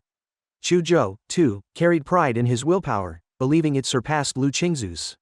In his mind, this strength of spirit gave him a chance against Yi He. At the referee's command, the final began. Yi He revealed his eagerness, his eyes gleaming with delight at the challenge. Though he had already defeated the strongest candidate in Lu Qingzu, he refused to approach Chu Zhou carelessly. His opponent's intelligence and combat awareness demanded respect. Chu Zhou raised his hands, calmly summoning his bloodline power. A sword of pure ice condensed between his palms, cold and sharp. His body was wrapped in frost, a protective aura of martial energy that shielded him from Yi He's radiation. His preparation showed that he had studied Yi He's techniques carefully. Yi He responded with the 7-star steps, his body leaving afterimages as he moved with blinding speed. In a sudden rush, hundreds of ice swords slashed at him from every direction. Yet Yi He did not chase after Chu Zhou's real form hidden among the illusions. Instead, he clenched his fists, his arms hardening like steel. Blue atomic energy gathered across his limbs, veins glowing with crystalline light. He slammed a fist into the ground. The arena trembled as a wave of nuclear force erupted, shaking the earth with a deafening boom. Within a 10-meter radius, energy tore the ground apart, forcing Chu Zhou to retreat. Staring at the shattered floor, Chu Zhou realized the futility of direct confrontation. Even Shen Guan, famed for his physical strength, had surrendered without resistance against Yi He. To fight him head-on would be reckless. Choosing another approach, Chu Zhou unleashed his long-ranged power. He awakened fully into the form of his ice dragon bloodline. Crystal-clear scales covered his body, golden pupils slid like a beast's, and a pair of dark horns rose from his head. The air around him plunged in temperature as he invoked his skill, Ice Pulse. An overwhelming torrent of cold surged across the arena, forming towering waves of ice spikes that rushed toward Yi He. Though the ice dragon bloodline was not ranked among the highest, Chu Zhou's mastery allowed him to wield it with terrifying force. The stadium dropped to sub-zero temperatures, silencing the live stream. Even Yi He's detractors cheered as the ice engulfed him, calling Chu Zhou the true prodigy. Despite being frozen within thick layers of ice, Chu Zhou did not relax. He knew Yi He could not be defeated so easily. His caution proved justified when the iceberg began to crack. From within, a glow of blue light grew brighter. Yi He released his atomic breath, piercing through the ice with a destructive beam. Chu Zhou's eyes widened in shock. He raised an enormous icicle barrier, reinforcing it with martial energy, just in time to intercept the attack. The explosion shattered the ice, though Yi He's breath this time was less devastating than before. Even so, it was enough to astonish the audience, who questioned if any high school student could truly possess such destructive abilities. The ice around the arena evaporated as Yi He strode forward, flames of atomic energy cloaking his body. Every step left molten footprints as the air shimmered with heat. Chu Zhou hurled ice attacks repeatedly, but they melted before reaching him. The gap in strength was undeniable. Only Lu Qingzu had endured Yi He's full power for long. Even the strongest others had conceded without resistance. Chu Zhou, however, refused to yield. His dragon eyes gleamed as he raised his sword. He prepared his ultimate technique, one he had originally saved for Lu Qingzu. Closing his eyes, he silenced his senses, focusing entirely on the blade. Frost spread over his body, his scales shining brilliantly. The sword carried his full bloodline power, infused with soul-damaging intent. The audience erupted in shock. Even the mayor, who had seen countless prodigies, was astonished. For Chu Zhou to already grasp sword intent at his age defied belief. A gust of icy wind carried him forward, his strike accompanied by the roar of a dragon. A sharp wound opened across Yi-hee's hand, blood dripping and searing the ground. Yet the wound healed almost instantly, glowing blue as his body regenerated. Calmly, Yi-hee acknowledged Chuzhou's talent, remarking that with a stronger sword, perhaps the blow might have cut deeper. Chuzhou, staring at his shattered blade, was struck silent. Knowing the truth of the gap between them, Chuzhou sighed and conceded. He raised his hand and announced his surrender. The referee declared Yi-hee the victor, sealing his place as the champion of An City's examination. The stadium erupted in thunderous cheers, echoed by celebrations across every live stream. Yi-hee's name and image spread across the city, plastered on billboards, news broadcasts, and online platforms. The people hailed him as a once-in-a-generation genius, the strongest top scorer in the city's history. As the crowd chanted his name, the mayor joined him on stage. The host followed, announcing the official conclusion of the examinations and introducing Yi-hee as the city's new top scorer. Asked to speak, Yi-hee thanked his teacher, crediting the encouragement he received at his lowest moments for giving him the will to fight. Elsewhere, his teacher wept at the praise, feeling unworthy for failing to notice Yi-hee's potential sooner. At that moment, the principal of An City's #1 middle school gestured frantically at Yi-hee, signaling for him to promote their institution. Understanding the hint, Yi-hee praised his alma mater and its leadership. The principal quickly promised him a 2 million scholarship, a reward that Yi-hee accepted with satisfaction. Finally, Yi-hee thanked himself, declaring that his own hard work and wisdom had made his glory possible. Though his shameless words drew laughter, they also carried truth. As he finished, a system notification congratulated him for winning the championship. A new reward awaited him, a random template ability. Yi-hee's eyes widened at the revelation, realizing his journey was only beginning. Chapter 13. Yi-hee wanted to examine his newly acquired template ability immediately, yet the award ceremony was still ongoing, and with tens of thousands of eyes fixed upon him, he had no chance to study it properly. He realized that it would have to wait until later. The mayor then gave a concluding speech, summarizing how smoothly the college entrance examination had been conducted and officially declared it ended successfully. Once Yi-hee stepped out of the arena and passed through the corridor toward the exit, a surge of reporters pounced on him the moment he emerged through the door.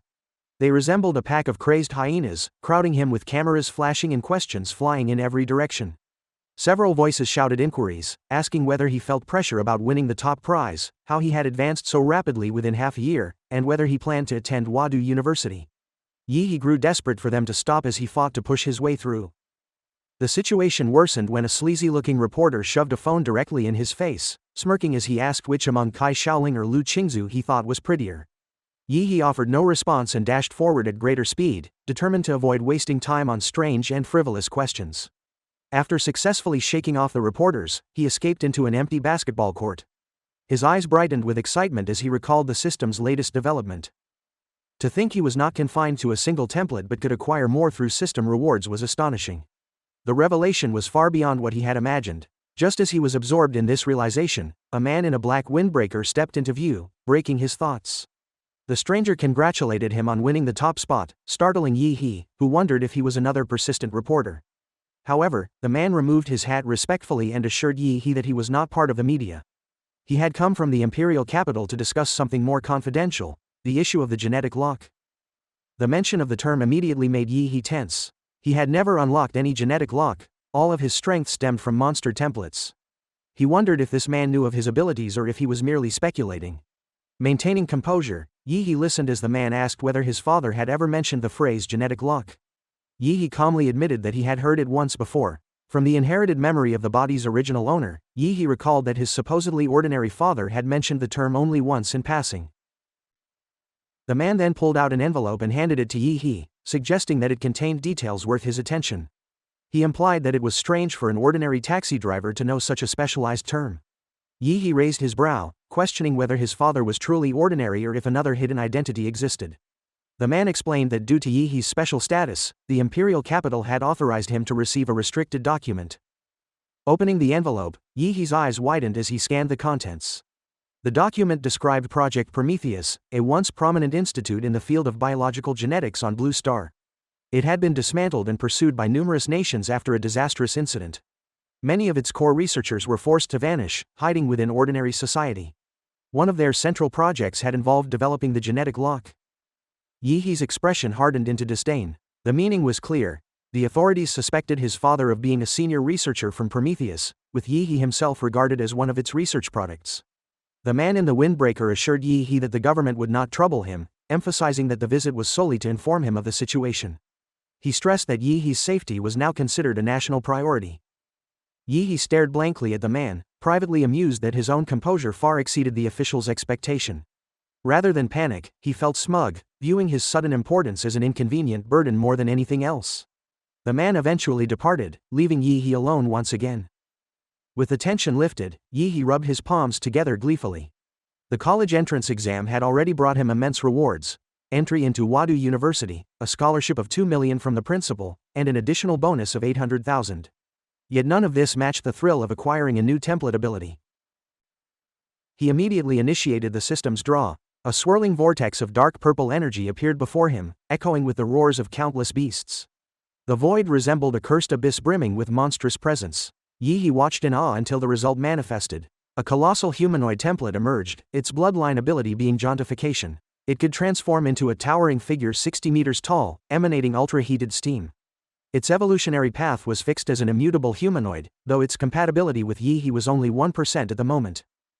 Initially, Yi felt underwhelmed, as it fell short compared to the legendary Mad Flame Demola template he had once drawn.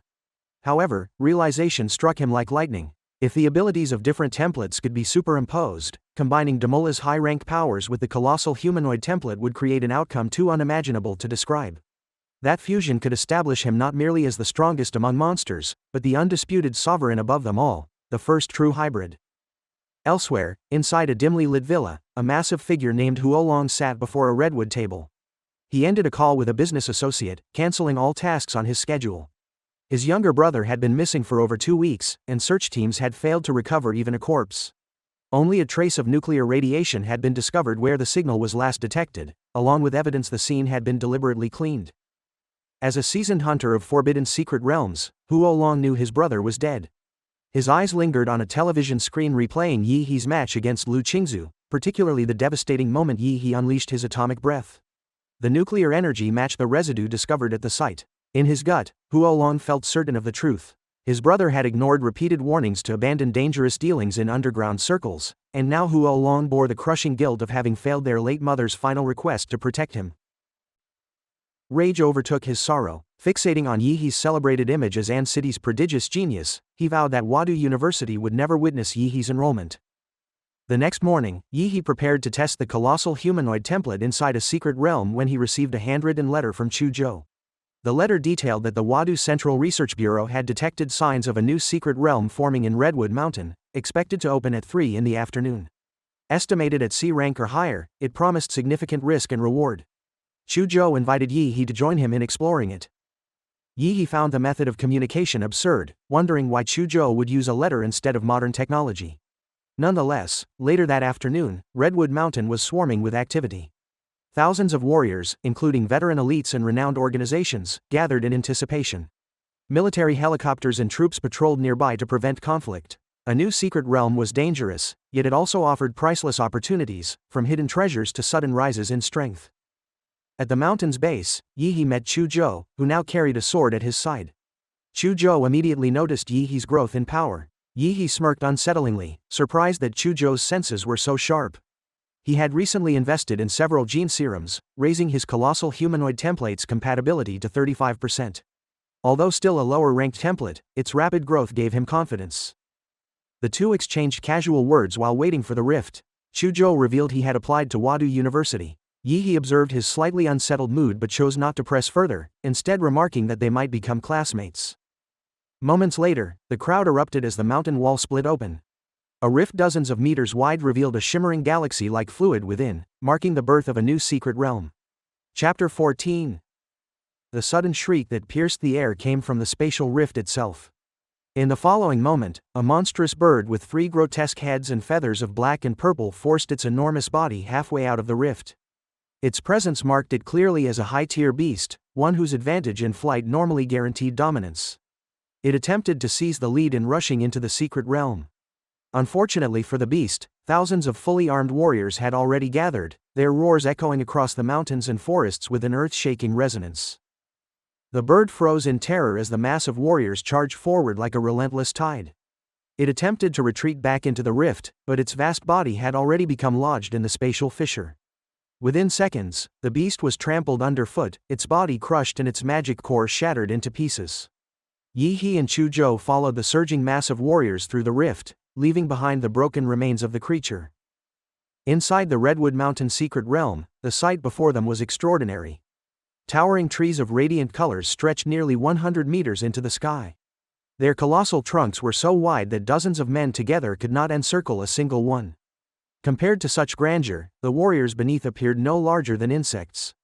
The metallic stench of blood hung thickly in the air, filling Yi He's senses. At the entrance of the rift, a small beast tide had already formed. Inevitably, the ground near the portal became the first battlefield where the arriving warriors clashed against the oncoming monsters. Without hesitation, the warriors surged forward, their unified shouts weaving into a brutal symphony of war. The law of the Blue Star required all warriors to resist beast tides within secret realms. Failure to do so, especially if it resulted in a beast tide spilling into reality, meant the revocation of one's status and trial in military court. With ability came responsibility, and so every warrior was bound to this duty. Yi He and Chu Zhou advanced with the others. Chu Zhou activated his bloodline, freezing the feet of several monsters with powerful streams of ice. Although the creatures soon shattered the ice and broke free, the delay was enough for others to strike them down. When a beast lunged to ambush Chu Zhou from behind, it was instantly reduced to pulp by Yi He's devastating atomic fist. Chu Zhou expressed his gratitude, but Yi He, looking faintly bored, remarked that none of these monsters were even worth his effort. The truth of his words lay in the field of smoldering corpses stretching behind him. Chu Zhou stood stunned, realizing that while the others fought desperately to hold the line, Yi He had already annihilated countless enemies with ease. His nuclear radiation seeped silently into the battlefield, corroding life at its very core. Cells themselves disintegrated in the presence of his energy. For once, Yi He could release this devastating force without restraint, and the beasts wailed as their flesh melted before reaching him. Those few that broke through his radiation field met the annihilation of his atomic fists or the destruction of his atomic breath, weapons of utter devastation. To die swiftly by those was almost a mercy compared to the agony of slow decay. Yi He moved like a god of death, leaving rot and ruin in his wake. Even his allies were unsettled by his presence, though they secretly felt fortunate that he stood with them rather than against them. As he casually collected magic cores, smiling as though harvesting grain after a good season, the warriors shuddered. His deadly aura was more than enough to make enemies think twice, even without his other techniques. In other parts of the battlefield, warriors wondered why the fighting had ended so quickly behind them. Some assumed a powerful figure had joined the fray, and others clarified that it must have been Yi He, An City's top scorer from the entrance examinations. Many were shocked, particularly those who had dismissed the exams as trivial skirmishes between students. They now realized their folly, for Yi He's strength dwarfed that of ordinary warriors. A beast tide always gathered under the command of lord-level monsters. Thus, 10 high-ranking warriors had ventured into the depths to execute a decapitation strike. Until those leaders fell, the tide pressed endlessly against the defenders. Fatigue spread among the warriors, yet they soon devised a plan. By driving the monsters toward Yi He, they could turn his radiation field into a lethal fortress. Yi He required no effort beyond releasing the destructive energy of his body, and those few traces of radiation that leaked toward allies were easily reabsorbed. The warriors clustered around him, using his field as the core of their defense. Some intelligent beasts recognized his danger and tried to direct their kind toward him in endless waves. The battle escalated into a ferocious struggle until a flare lit the sky, signaling the success of the decapitation team. Slowly, the tide began to retreat, leaving the survivors battered but victorious. Out of the thousands who had entered, only about 800 remained. Many were crippled, their paths as warriors forever ended. Such was the life of those who walked this road, a life of both glory and peril. Yi He carried heavy sacks filled with magic cores, walking toward Chu Zhou with a relaxed air. During the battle he had harvested the cores of beasts slain by radiation, untouched by others who feared contamination. Chu Zhou handed him a silver-black space ring worth millions, allowing Yi He to store his collection.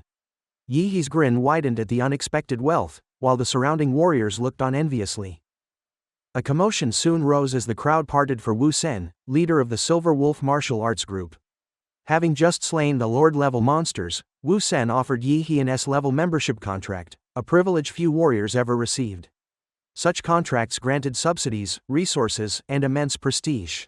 Before Yi He could answer, another figure approached, a woman mounted on a genetically engineered tiger.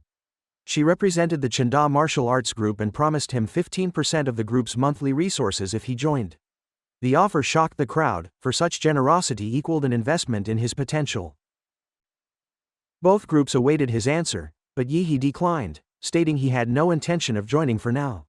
Wu Sen and the others accepted his refusal with understanding, taking it as an opportunity to establish goodwill. Chu Zhou received similar offers but also declined. With the tide dispersed, exploration of the realm began in earnest. The two classmates decided to climb the massive trees to gain a view of the land. Chu Zhou leapt upward, crafting icy footholds mid-air to extend his ascent, while Yi He propelled himself like a rocket with nuclear energy. From the canopy, the sight that greeted them was shocking. In the far distance, colossal humanoid figures as tall as mountains moved slowly across the land. Chu Zhou stared in disbelief, yet Yi He merely remarked that they were still young and would one day reveal the truth of this realm. Yi He maintained his magnetic field, detecting life across the landscape. Yet when his senses reached a lake to the southeast, he found it entirely blank, a void where life should have been. Recognizing its significance, Yi He pointed toward it and told Chu Zhou they would investigate. Without hesitation, the two set their sights on the mysterious lake. Chapter 15.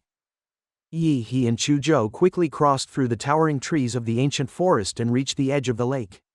By the time they arrived, 3 others were already gathered there, one of whom Yi He immediately recognized.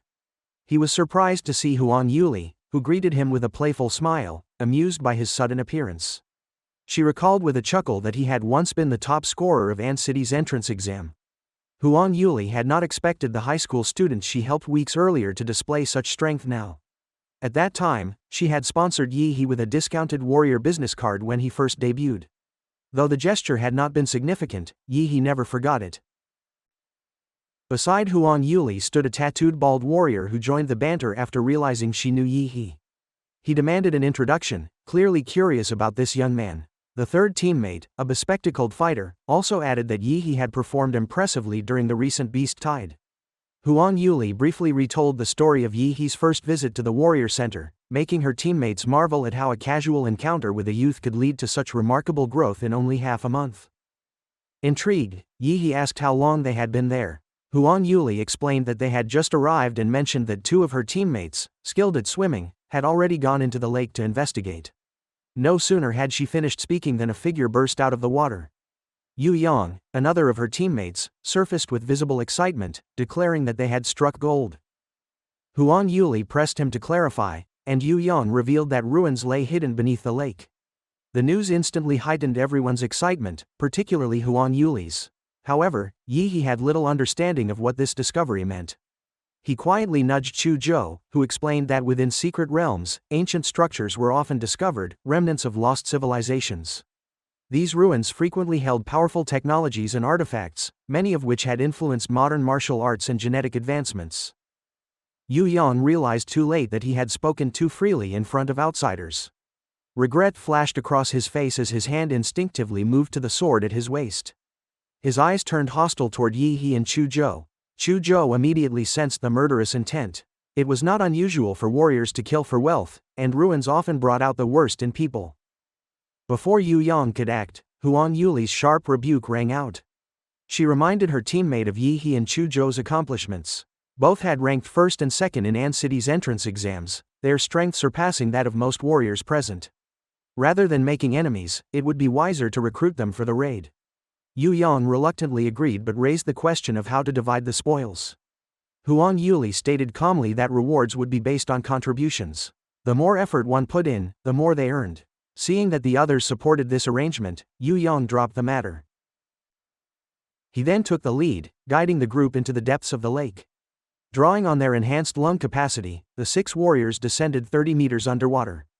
Yu Yang followed marks he had left earlier, leading them into a hidden cave. Emerging from the water, they found themselves in an underground cavern. Yet Yu Yang immediately sensed something was wrong. He called out for Li Wei, who was supposed to remain nearby, but received no answer through his communicator. Unease began to creep into his voice. The tattooed warrior grew irritated, accusing Li Wei of abandoning them for treasure.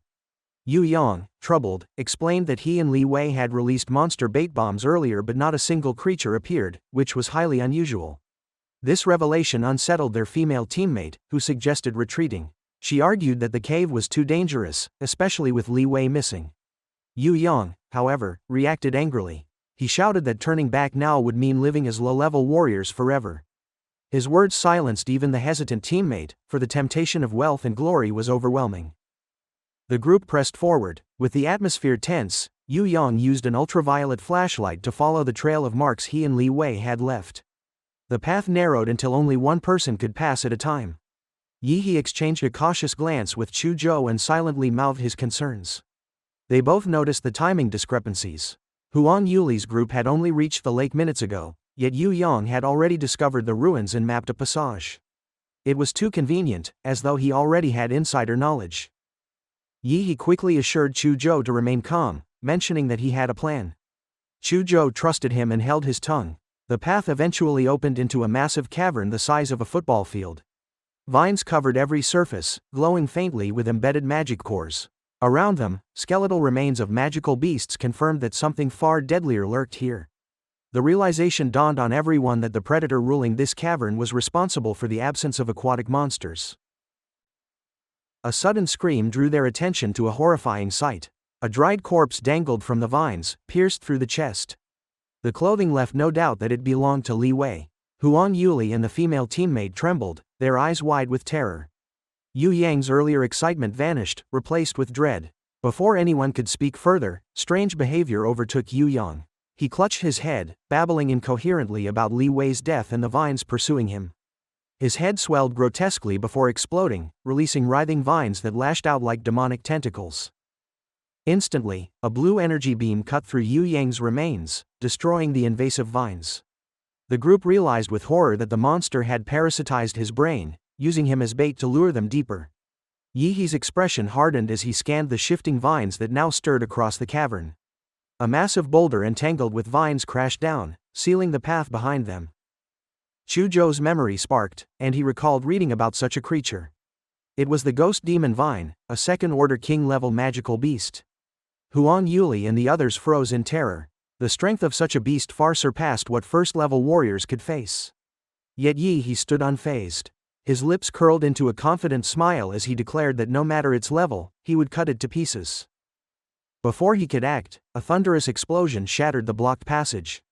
A mysterious warrior surged into the cavern, his body radiating overwhelming blood energy.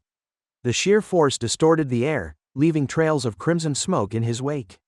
His presence revealed his rank instantly. He was an 8th-level warrior, a figure of terrifying power whose arrival shifted the balance entirely. Chapter 16. Huo Long had not originally intended to enter the secret realm of Redwood Mountain. His plans changed the moment he heard of someone within the realm who possessed terrifying nuclear radiation abilities and had used them to help warriors resist the beast tide. The description immediately led him to one conclusion: that person had to be Yi He. Upon arriving at the secret realm, Huo Long found it surprisingly easy to track Yi He. Small traces of residual radiation marked the routes Yi He had passed through, leaving a clear trail. Eventually, Huo Long discovered him near the lake just as Yu Yang emerged from beneath the water. Although Huo Long kept his distance, he still overheard Yu Yang mention the existence of ruins beneath the lake. The words caused Huo Long's breathing to quicken. He decided not to act immediately, preferring instead to wait. Allowing Yi He and the others to enter the lake and uncover the ruins first would provide him the perfect opportunity.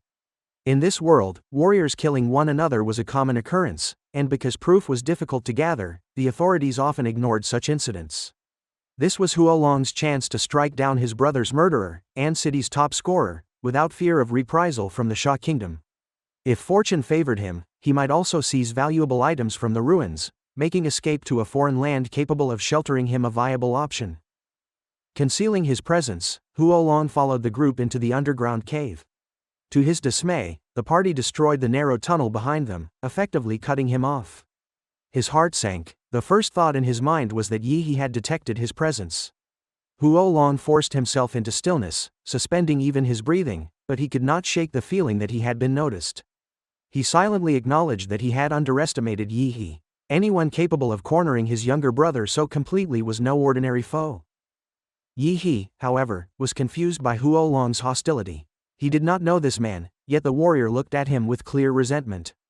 Before he could ponder further, Huo Long erupted with the blood energy of an 8th-level warrior. He tore through the collapsed tunnel and charged forward, his thunderous roar shaking the cave as he declared Yi He's death inevitable. Yi He quickly realized that the supposed ruins were in truth the lair of a dangerous creature.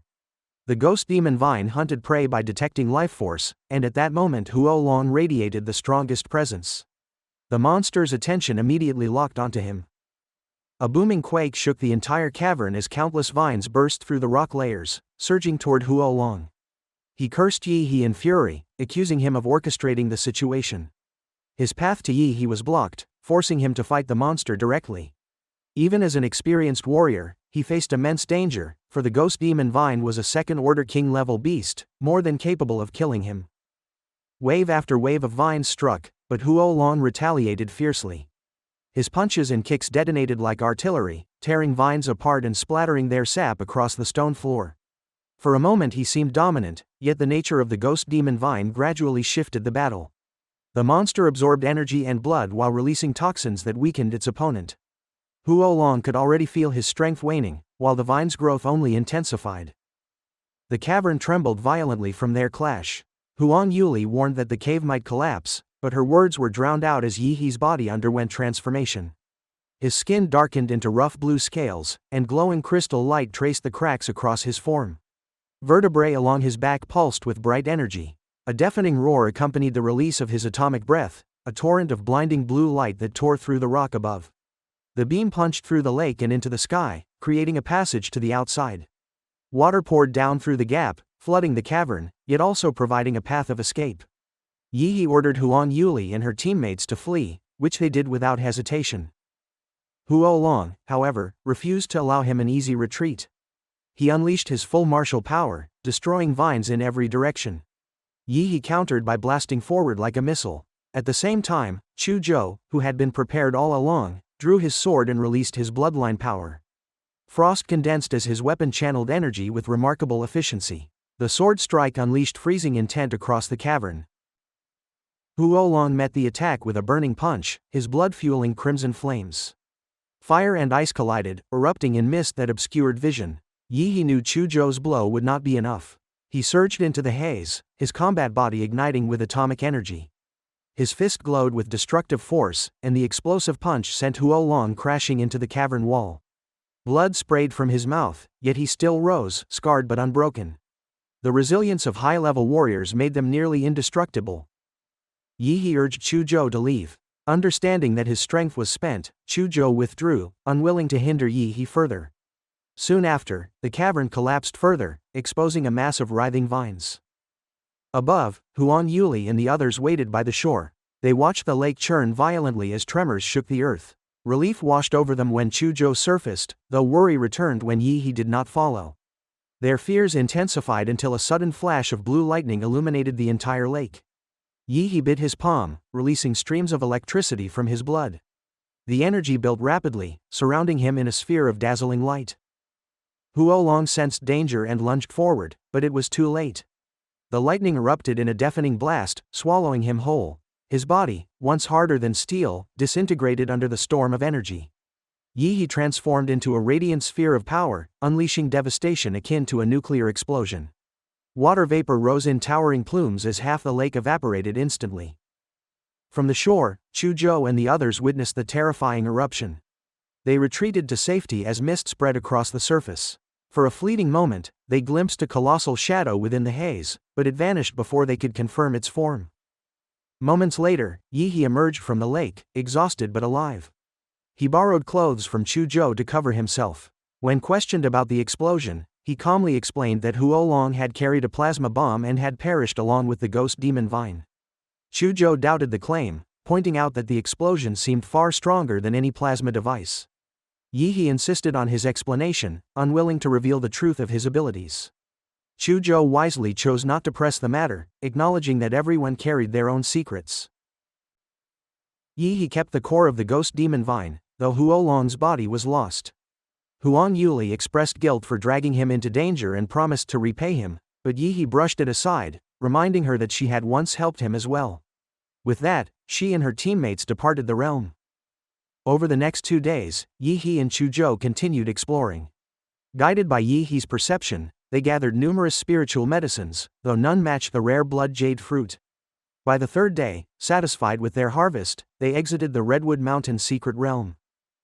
To their surprise, the barren landscape had transformed. The mountain was now a bustling hub of steel and concrete, filled with facilities ranging from hospitals to auctions, and even a hot spring hotel.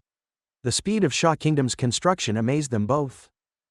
Yi soon visited the appraisal office, where he was required to hand over a portion of his gains. He unloaded sack after sack from his space ring, stunning the staff with the sheer volume. The appraisers struggled to keep pace, eventually halting all other work to focus solely on cataloging Yi's spiritual medicines. His harvest was so immense that they could hardly believe one person had collected it all. Chapter 17. Yi stood silently in the appraisal institute while the staff marveled at the rarity of the medicines he had brought. Their excitement contrasted with his calm indifference. To him, the green and white quality magic cores had already lost their usefulness, and he intended to exchange them all for money. The 5 blue magic cores obtained from 3rd-level monsters during the Beast Tide, along with the green core with golden patterns from the 2nd-order King-level Ghost Demon Vine, he chose to keep for himself. After leaving the recycling station, his bank card displayed a balance exceeding 27 million Sha Kingdom currency.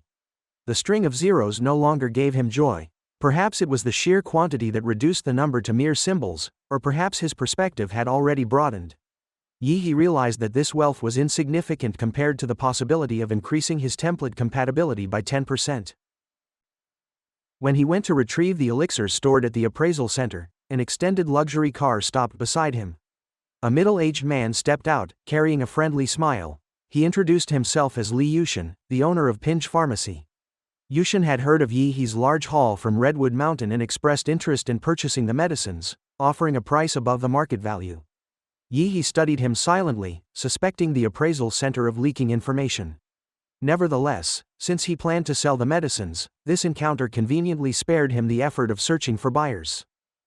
The transaction proceeded smoothly. Yushin appeared more eager than Yi, handing over the contract with satisfaction.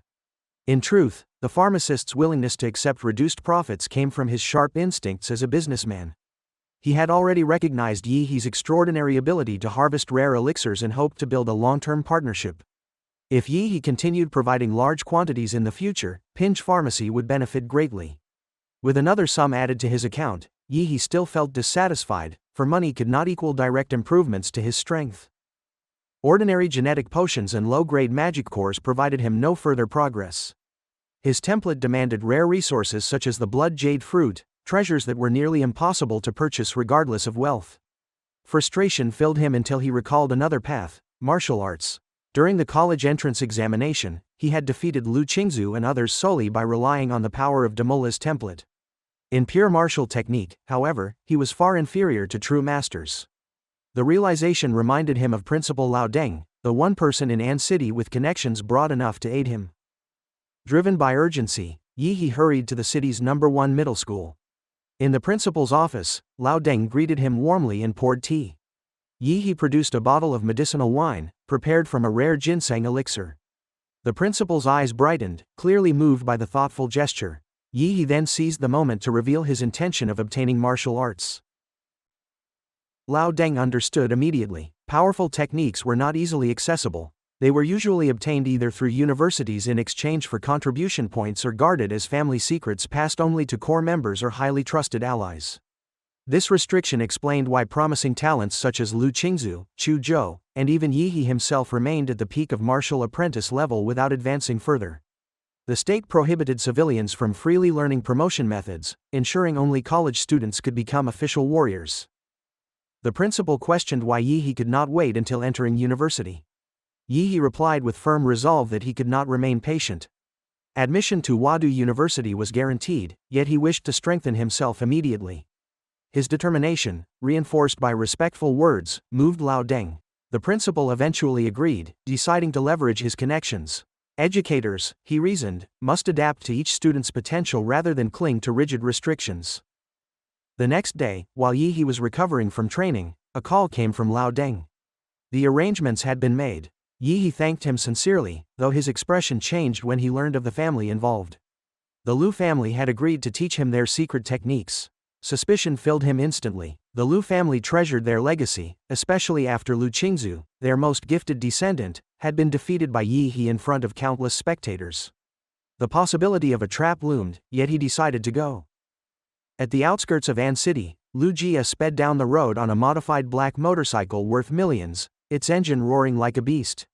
A blonde girl clung tightly to him, showering him with admiration. Basking in her praise, Lu Jia felt invincible until a calm figure appeared beside him on a simple yellow bicycle. Yi He matched his speed with effortless composure, reminding him of the dangers of reckless driving. Lu Jia's pride boiled at the comparison, and he accelerated furiously, leaving Yi He behind while his passenger continued to cheer. Their confidence shattered moments later. A streak of blue light appeared, surging past them like a rocket. Yi He had activated the nuclear light combat body within his legs, transforming his bicycle into something faster than any motorcycle. The pair could only gape as he disappeared ahead, leaving them humiliated. Yi He arrived at the Lu family manor, a grand estate centered on a castle-like structure. Carefully maintained gardens, fountains, and sculptures surrounded the stone towers and spires, projecting dignity and power. Extending his life magnetic field, Yi He sensed several formidable presences within. Soon, a graceful figure approached the gate. Lu Qingzu, dressed in white, carried her usual aloofness, though nervousness flickered beneath the surface. She greeted him formally, explaining that her mother had instructed her to welcome him. Yi He followed her without teasing further, observing the grandeur of the manor with quiet detachment. Two maids opened the doors, revealing a hall decorated with high ceilings, arched windows, and portraits of former family heads. The display radiated the Lu family's heritage and pride. Qingzu announced his arrival, and the sound of heels echoed through the hall. A mature woman descended the stairs, her beauty undiminished by time, enhanced instead by grace and dignity. This was Madame Lu, Qingzu's mother, whose presence carried both authority and charm. Yi He couldn't compose himself, loudly acknowledging the weight of the encounter.